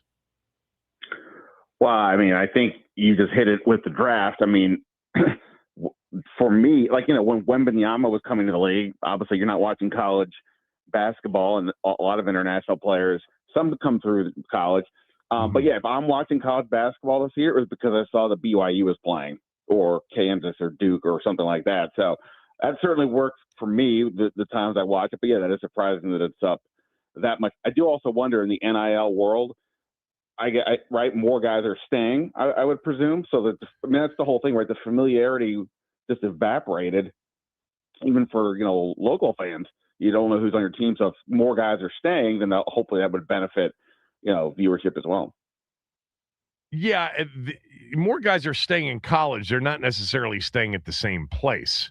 But yeah, I think your first answer makes sense. I think there's been so much publicity over the 2026 NBA draft, and the likes of Peterson and DeBonsa and Boozer, and even some of the guys down the list, like Acuff, the guy at Arkansas, that when you watch him play, he actually looks like he should be in the NBA right now, averaging 20, somewhere around 20, 25 points a game and 10 assists a game. But that may be part of it. There have been some very good teams this year. Duke's obviously very good. Michigan was really good. So big names being really good, like Duke, Michigan, Arizona. That may have something to do with it. I don't know.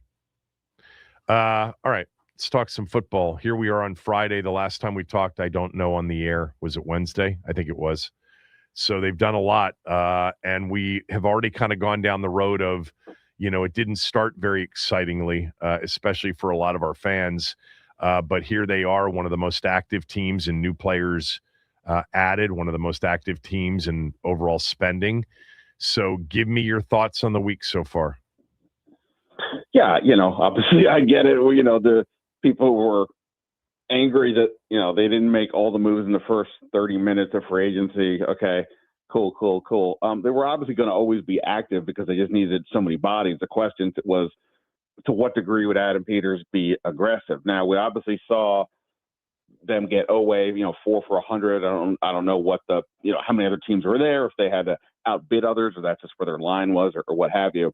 The other moves, for the most part, have been, you can see where, he's like, okay, we think this is the value for player X, and we're going to sit here and probably wait on it. Rashad White being the most obvious one.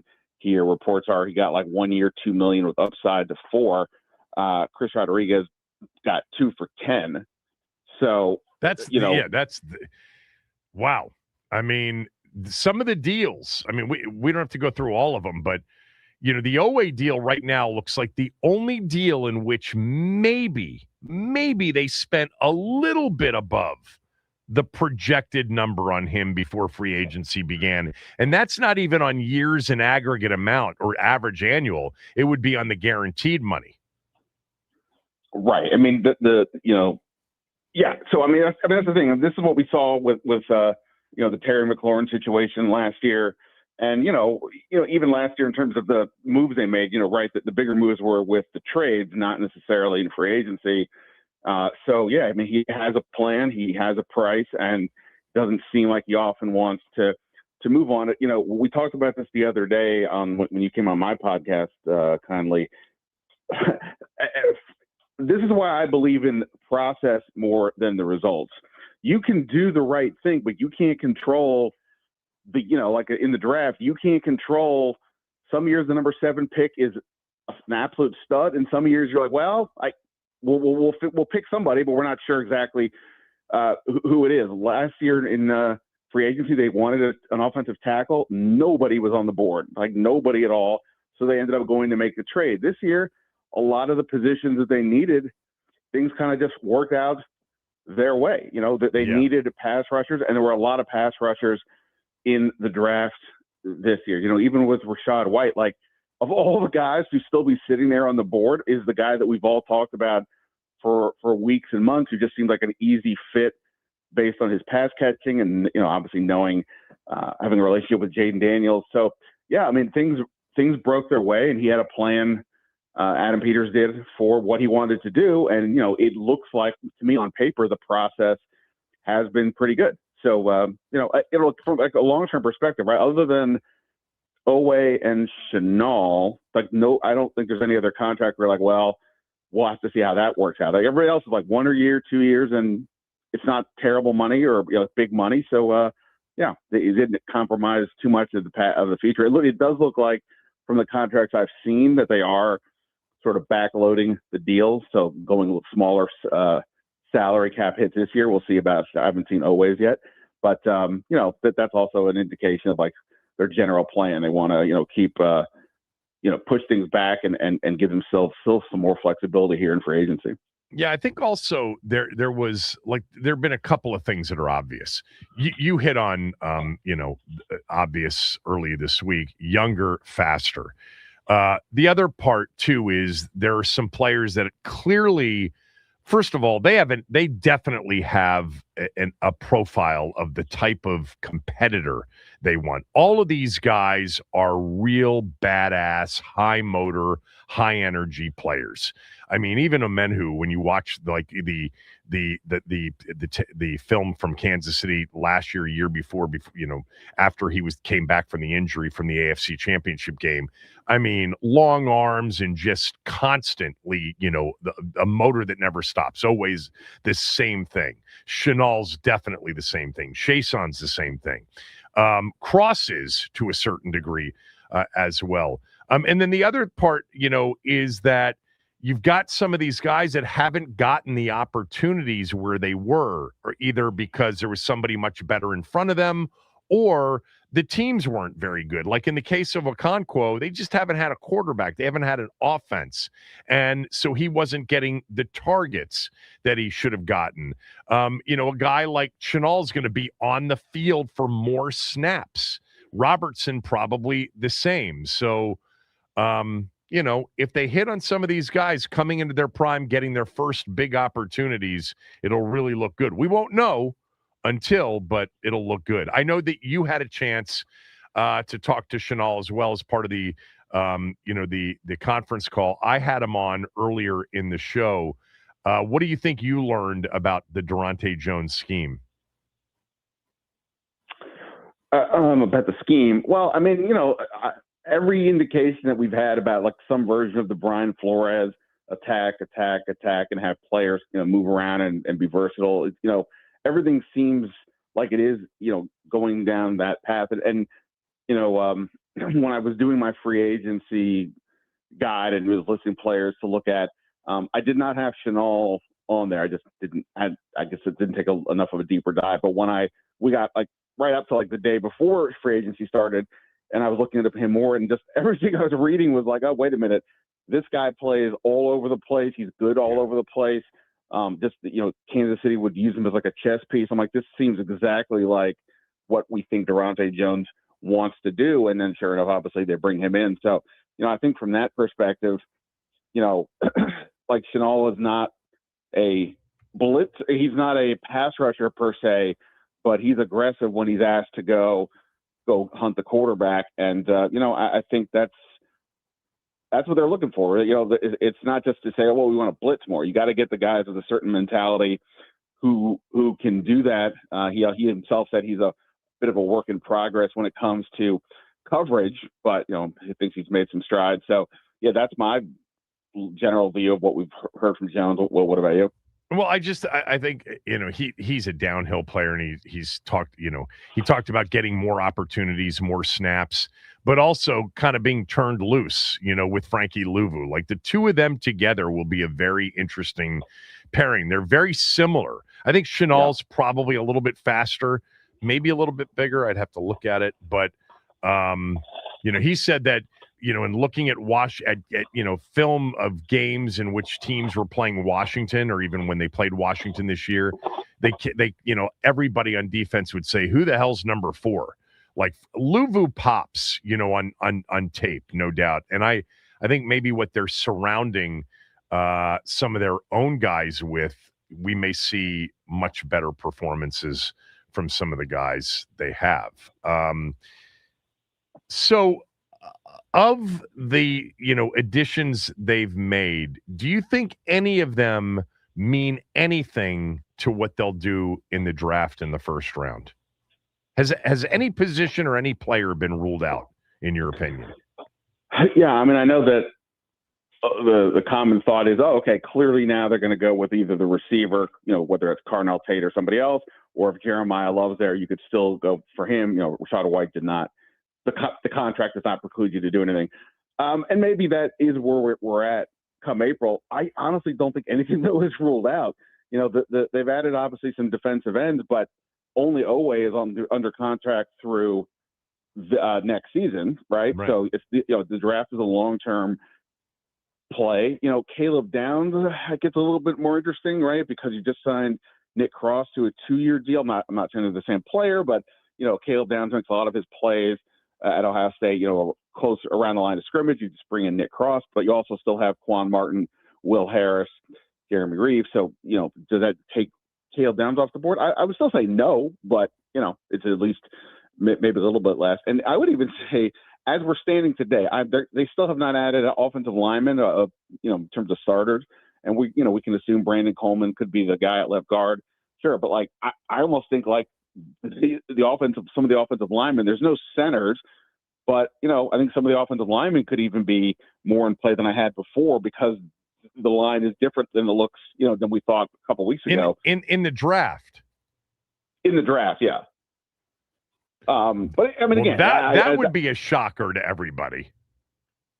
Yeah, well, I'm just saying, as of this moment, again, they will presumably add some more guys. Yeah. But as we're sitting here right now, there's 2 spots that are uncertain. So, you'd have to at least put that in place. So, yeah, no, to me, I don't think it changes too much of anything. Maybe now tiebreaker goes to the offensive guy, that type of deal. But no, I wouldn't rule anything out. But again, this is a lot of what they attempt to do. We talk always best player versus need in the draft. Best player is, we have seen that they've taken the best player in their view often here in the first 2 years under Adam Peters, and they're set themselves up for that again. All right, before we get to wide receiver, I do want to ask what you think the chances are that somebody like Chris Paul could come back. Look, he's obviously still out there. Don't know exactly what that means for his market, but presumably, it's not been as red hot as maybe it had been hoped. And look, sometimes it can just be circumstances. X amount of teams were looking to get that position, and they all sign guys, and all of a sudden you're the one standing up still in the game of musical chairs. So we'll see. I guess I would be surprised at this point, but you never know. If the market gets to a certain place and Chris Paul's like, hey, at that money, I'd rather just go back where I feel comfortable. Sure, I guess anything's possible, but I haven't had any indication that that's a candidate. In terms of like, look, I mean, I know you said we'll talk about receiver. Debo is still out there. I've had some people say to me, well, why don't you just bring him back? Again, I don't think he fits what they want. I think they need outside receiver more than they need. They need that staple on the outside more than they need a slot guy. And he showed last year, good player, but not that. So I don't see him. I think the one to me that's still the most interesting is Wagner. I mean, I don't think he would come back, but the only question right now in the front seven really is Jordan McGee the Mike? Is he the green dot guy? The starting Mike. Yep. And sure, we were all assuming that, but again, we didn't see him play in 2 years. And, that's a huge, all the positions are important, but that's a huge one, especially when you have like Chenal and Luvu who are going to be like these downhill guys, just kind of point where they want you to go and they'll go that way. You need somebody in the middle to really sort of identify what they think is coming. And, are they really going to give that to Jordan McGee? I guess, but at the moment, that's what they would do. But that's one I wonder about, like, are they comfortable doing that with him, or do they want to have somebody with more experience? What about Noah I? Do you think there's a chance he's back? I mean, I know his agent is one that's very familiar with Adam Peters, and that very well in Mulugeta. I mean, they need another corner or two on the team. We saw Jonathan Jones sign with the Eagles last night. What about Noah I?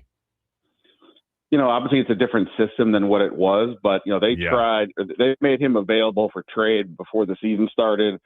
He was available for trade at the deadline. Obviously nothing came of that. So, broadly, I would assume the answer would be no, unless, Durante Jones, says, hey, I think he fits for what we want to do. Another Mulugeta client is Antonio Hamilton, who was here last year, and I thought had some good stuff late in the year. A little bit older. He's an older player, though, right?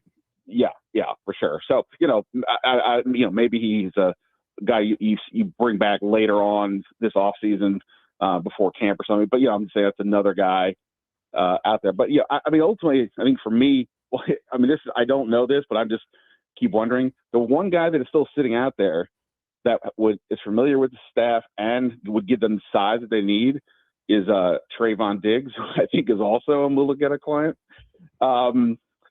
Again, obviously that's a lot. There's a lot going on there. His time in Dallas ended, somewhat unceremoniously and all that. But, it's not that long ago that he was a Pro Bowl level player, led the league in picks in Dan Quinn's system. And, at this point it would be, a flyer or a prove it deal, what have you. So I don't know, maybe that's not in play at all, but if I'm looking at it as sort of like what could be a surprise, maybe that's one. All right, let's talk about the biggest need that they have right now remaining, and that's wide receiver. Terry's under contract, but I think we all believe that unless he has a great year and then restructures for 2027, this could be his last year. They re-signed Trey Burks, but we don't know what to expect out of him. Luke McCaffrey and Jalen Lane are under contract, but they need a true number 2 receiver. They probably need 2 more receivers. Let's be honest. Ayuk is certainly a possibility. I think I want to get your sort of percent chance on him in a moment. Juwan Jennings, I just read from the Barnwell article that said right now the reason he hasn't been signed is 29 years old and probably asking for too much for a guy who's never been a number 1 and is 29 years old. So, they may be waiting for his price to drop. Who knows? But where are they going with wide receiver, and what percent chance do you think when Ayuk is eventually released, he ends up here? Yeah, I was asking around over the last couple of days, kind of what is going on with Jennings. I was asking the same about Rashad White. Why was he still sitting there? And the general idea I got with Jennings was money. Like they were apparently his side's looking for like 10 million plus, and I presume over multiple years. And clearly the league is whatever the exact number is, the league has said, nah, we're good. That actually, in some weird way, makes me feel more interested in terms of the idea of him coming here, in that we see what Adam Peters does.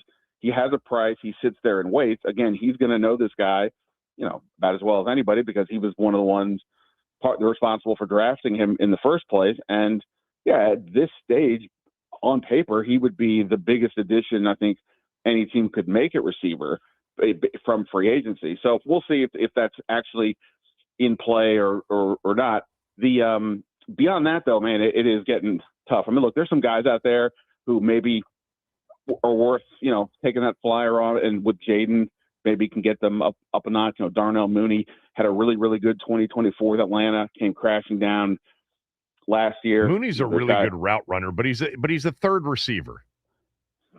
Yeah, well, I mean, that's kind of where they're at this point in terms of free agency, right? You guys got him and Hollywood Brown and Keenan Allen and Juju Smith-Schuster. Like, you don't have guys you're thinking, hey, if we're going for a title, we're putting this guy as our second receiver.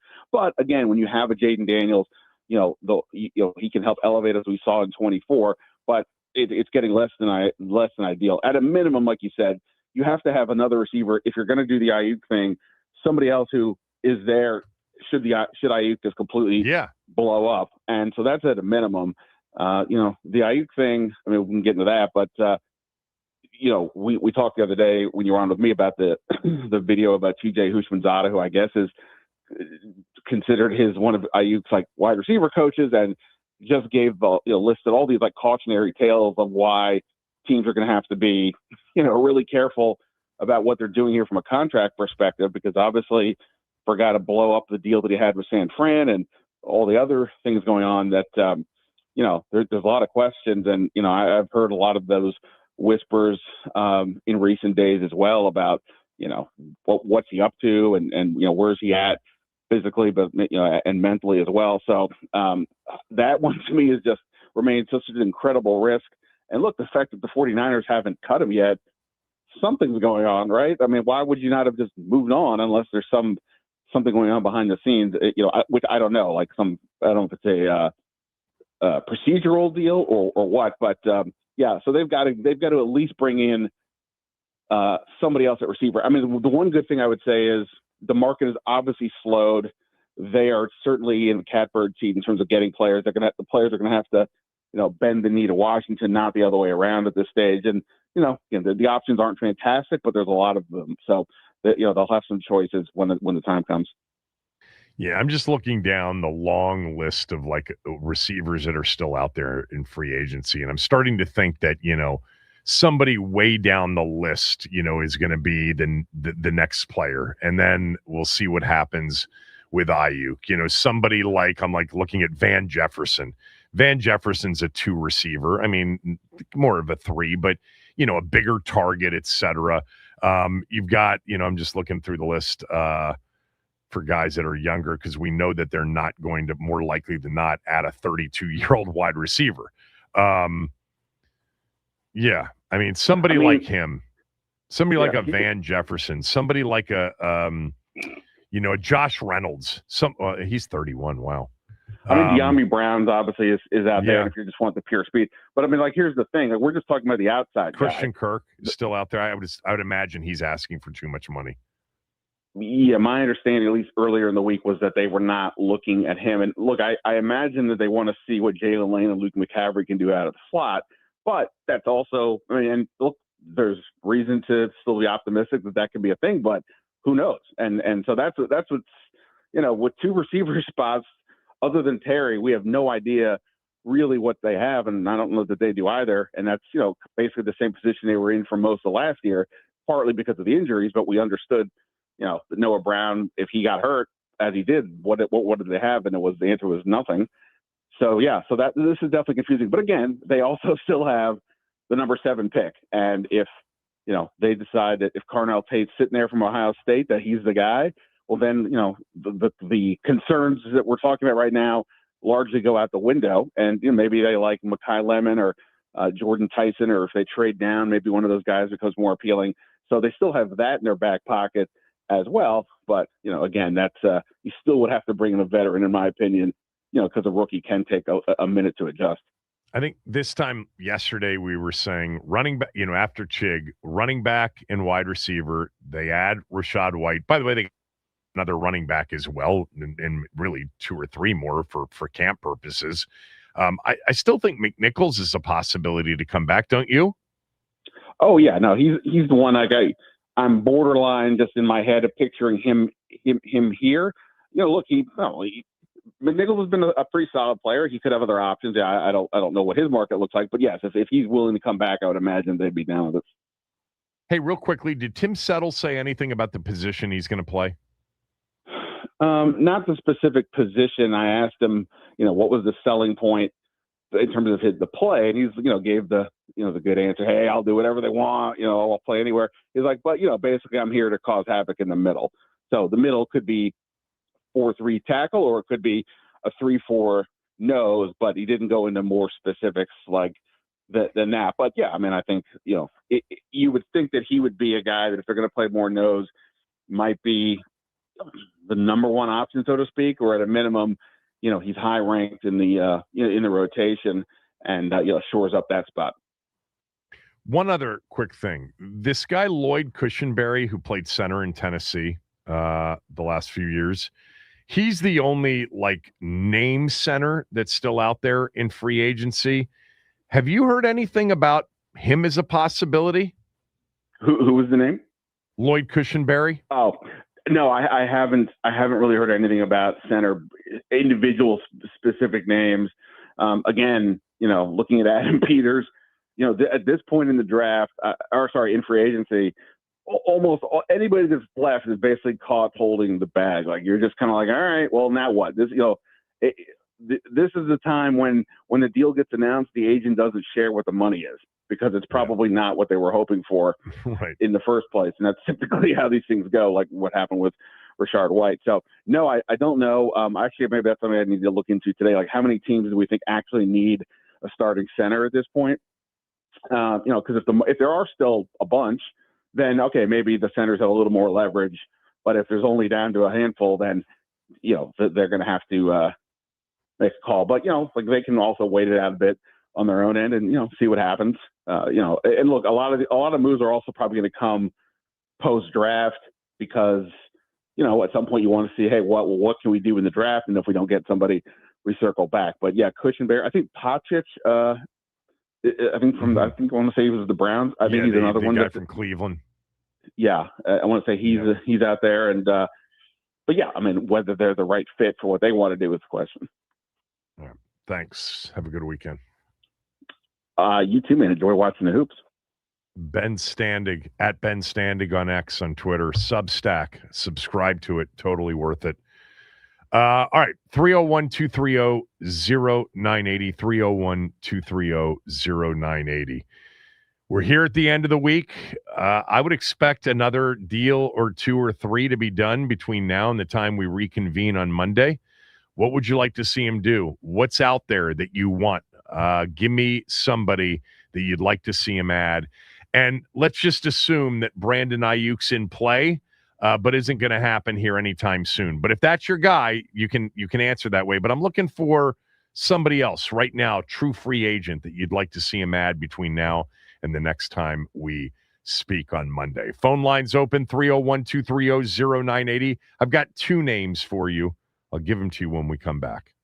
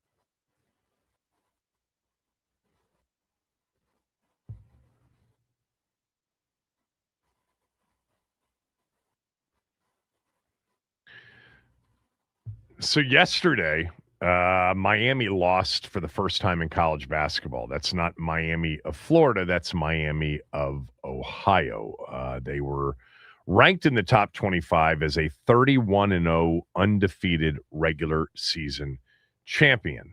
There's been a lot of discussion about Miami of Ohio. They've played a schedule which included 3 Division III teams, which actually don't count. So they were technically 28-0. Didn't play one quad 1 team because, in part, none of them would schedule Miami of Ohio. Not because they thought Miami of Ohio was going to be a great team. It's just hard to get those games scheduled when you're at that mid-major level because they want to get paid to play in them, or they want some sort of home and home. They lost to UMass, one of the worst teams in the Mid-American Conference. They were 7-11, so this was kind of a stunning result. Although Miami of Ohio down the stretch had a ton of close games. I mean, they played an absolute thriller in overtime last week, 110-108. They held on to beat Ohio. They came back to beat Toledo the game before that. Before that, another comeback to beat Western Michigan. So they've been teetering here on the verge of their perfect season coming to an end at the end of the regular season, but they hung tight and they won 31 out of 31. A lot of people said that would do it, but they also weren't anticipating a quarterfinal loss in the Mid-American Tournament. Will they be in the draw on Sunday's pairing show when we get the field revealed to us? The answer has to be yes. Now, they do have a Ken Pom number of 93. No team ever in the history of the tournament with that low of a number has made it as an at-large bid. Their net number, the net ranking number, is 64.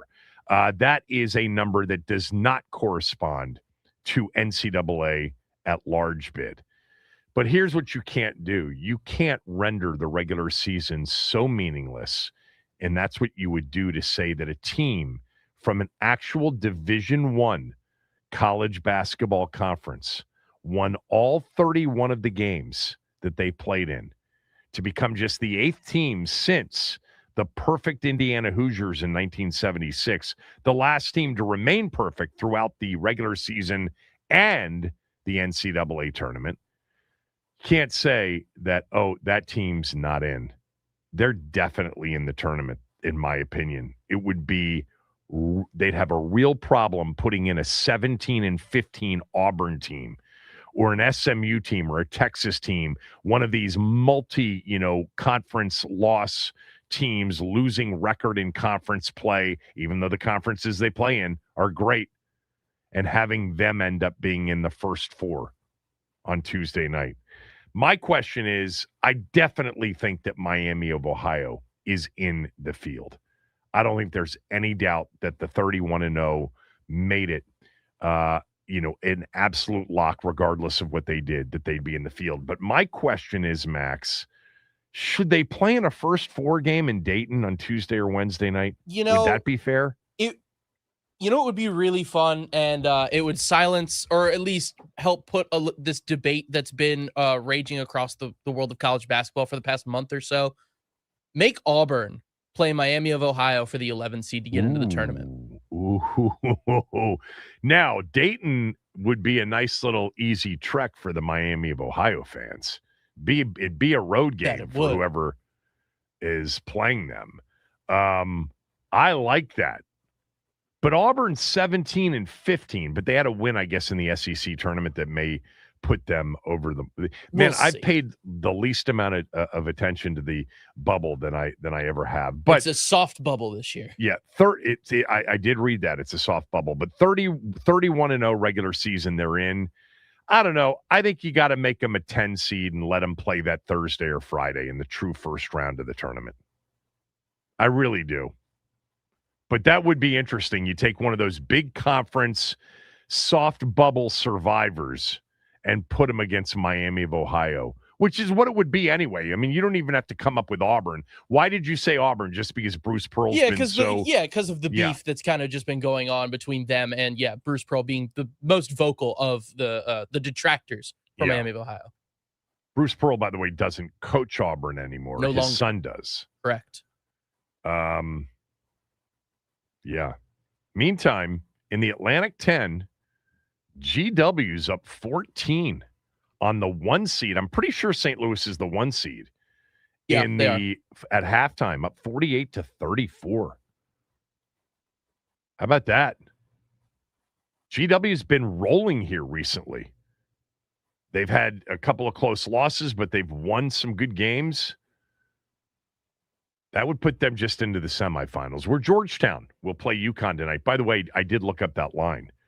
UConn's a 15.5-point favorite tonight against Georgetown, and Georgetown lost by 2 and by 4 in their 2 games against UConn this year. The Big East plays a true home-and-home round robin, during their regular season because they don't have 37 teams in their league. All right. What do you want Washington to add? Here we are. 9 players have been signed. 8 new players have been signed during this week.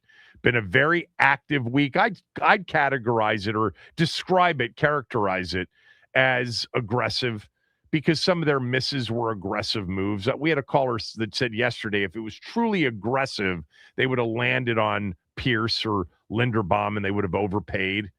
Okay, that would be more super aggressive. They've been very active, that's for sure. They've addressed a lot of needs. Whether or not it'll work out, we won't know until they start playing games. But I like what they've done, but they still have a lot of money to spend, and they still have more needs. Look, I've said this from the jump. Juwan Jennings was a guy that I wanted to see here in Washington. And Bill Barnwell writes he's asking for too much for a 29-year-old who's never been a number 1 or even a number 2 wide receiver. I hope that Juwan Jennings ends up in Washington.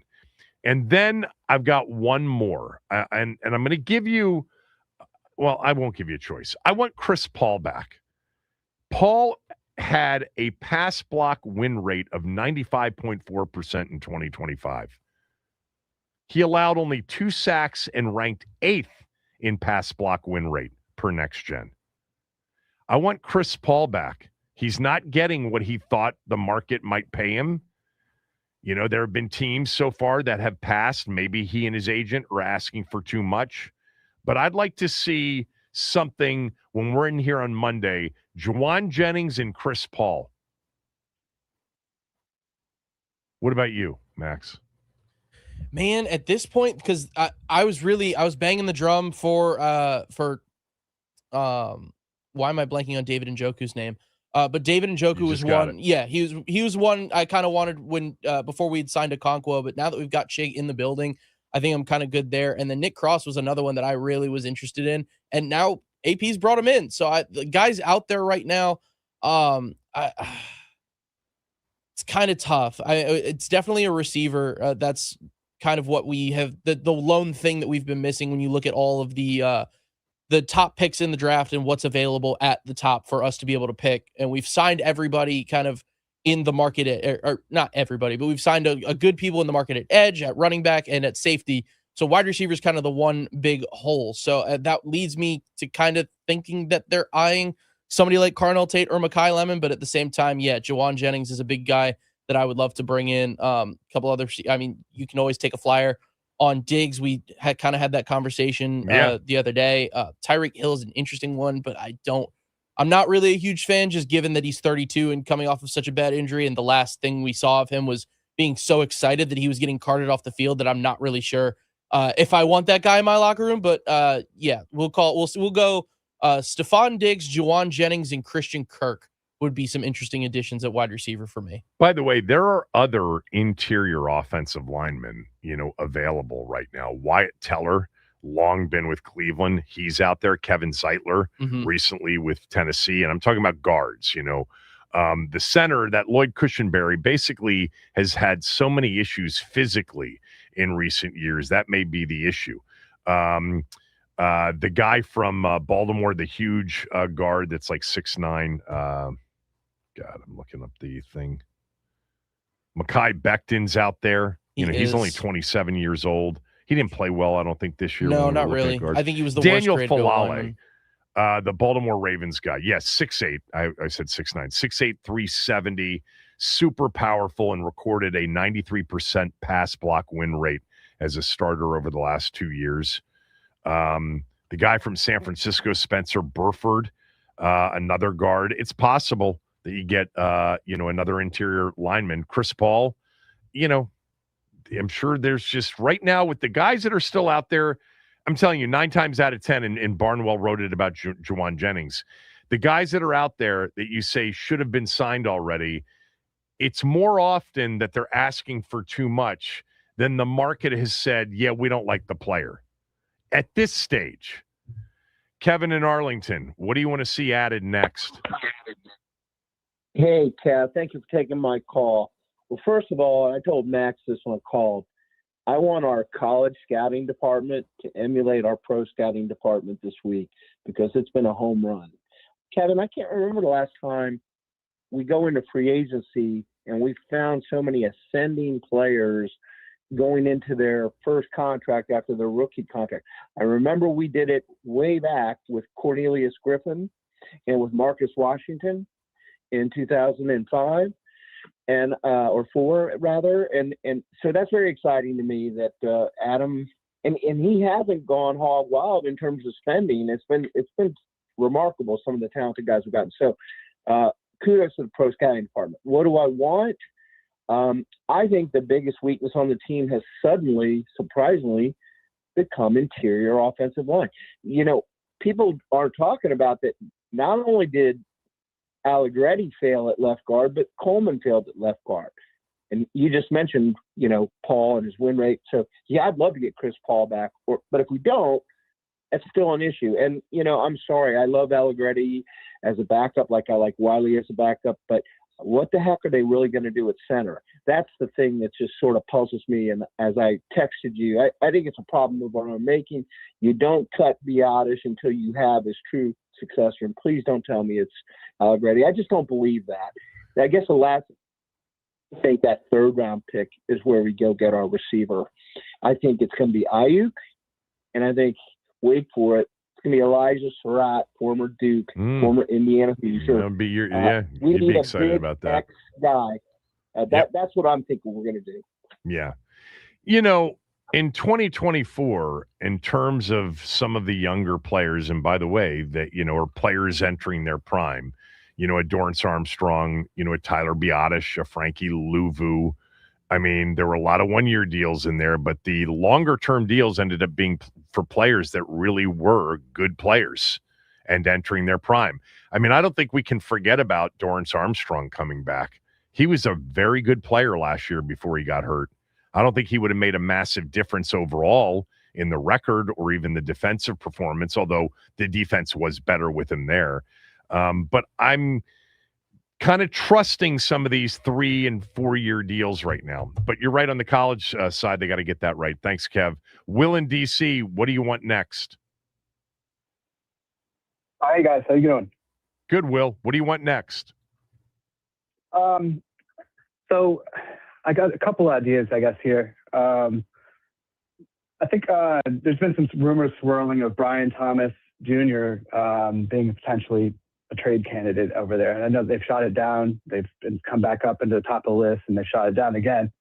And I know that the Jaguars have said that they're stacking 2027 draft picks. They're not too high on this draft. Right. Gladstone, GM, right, said that. Yep. Right.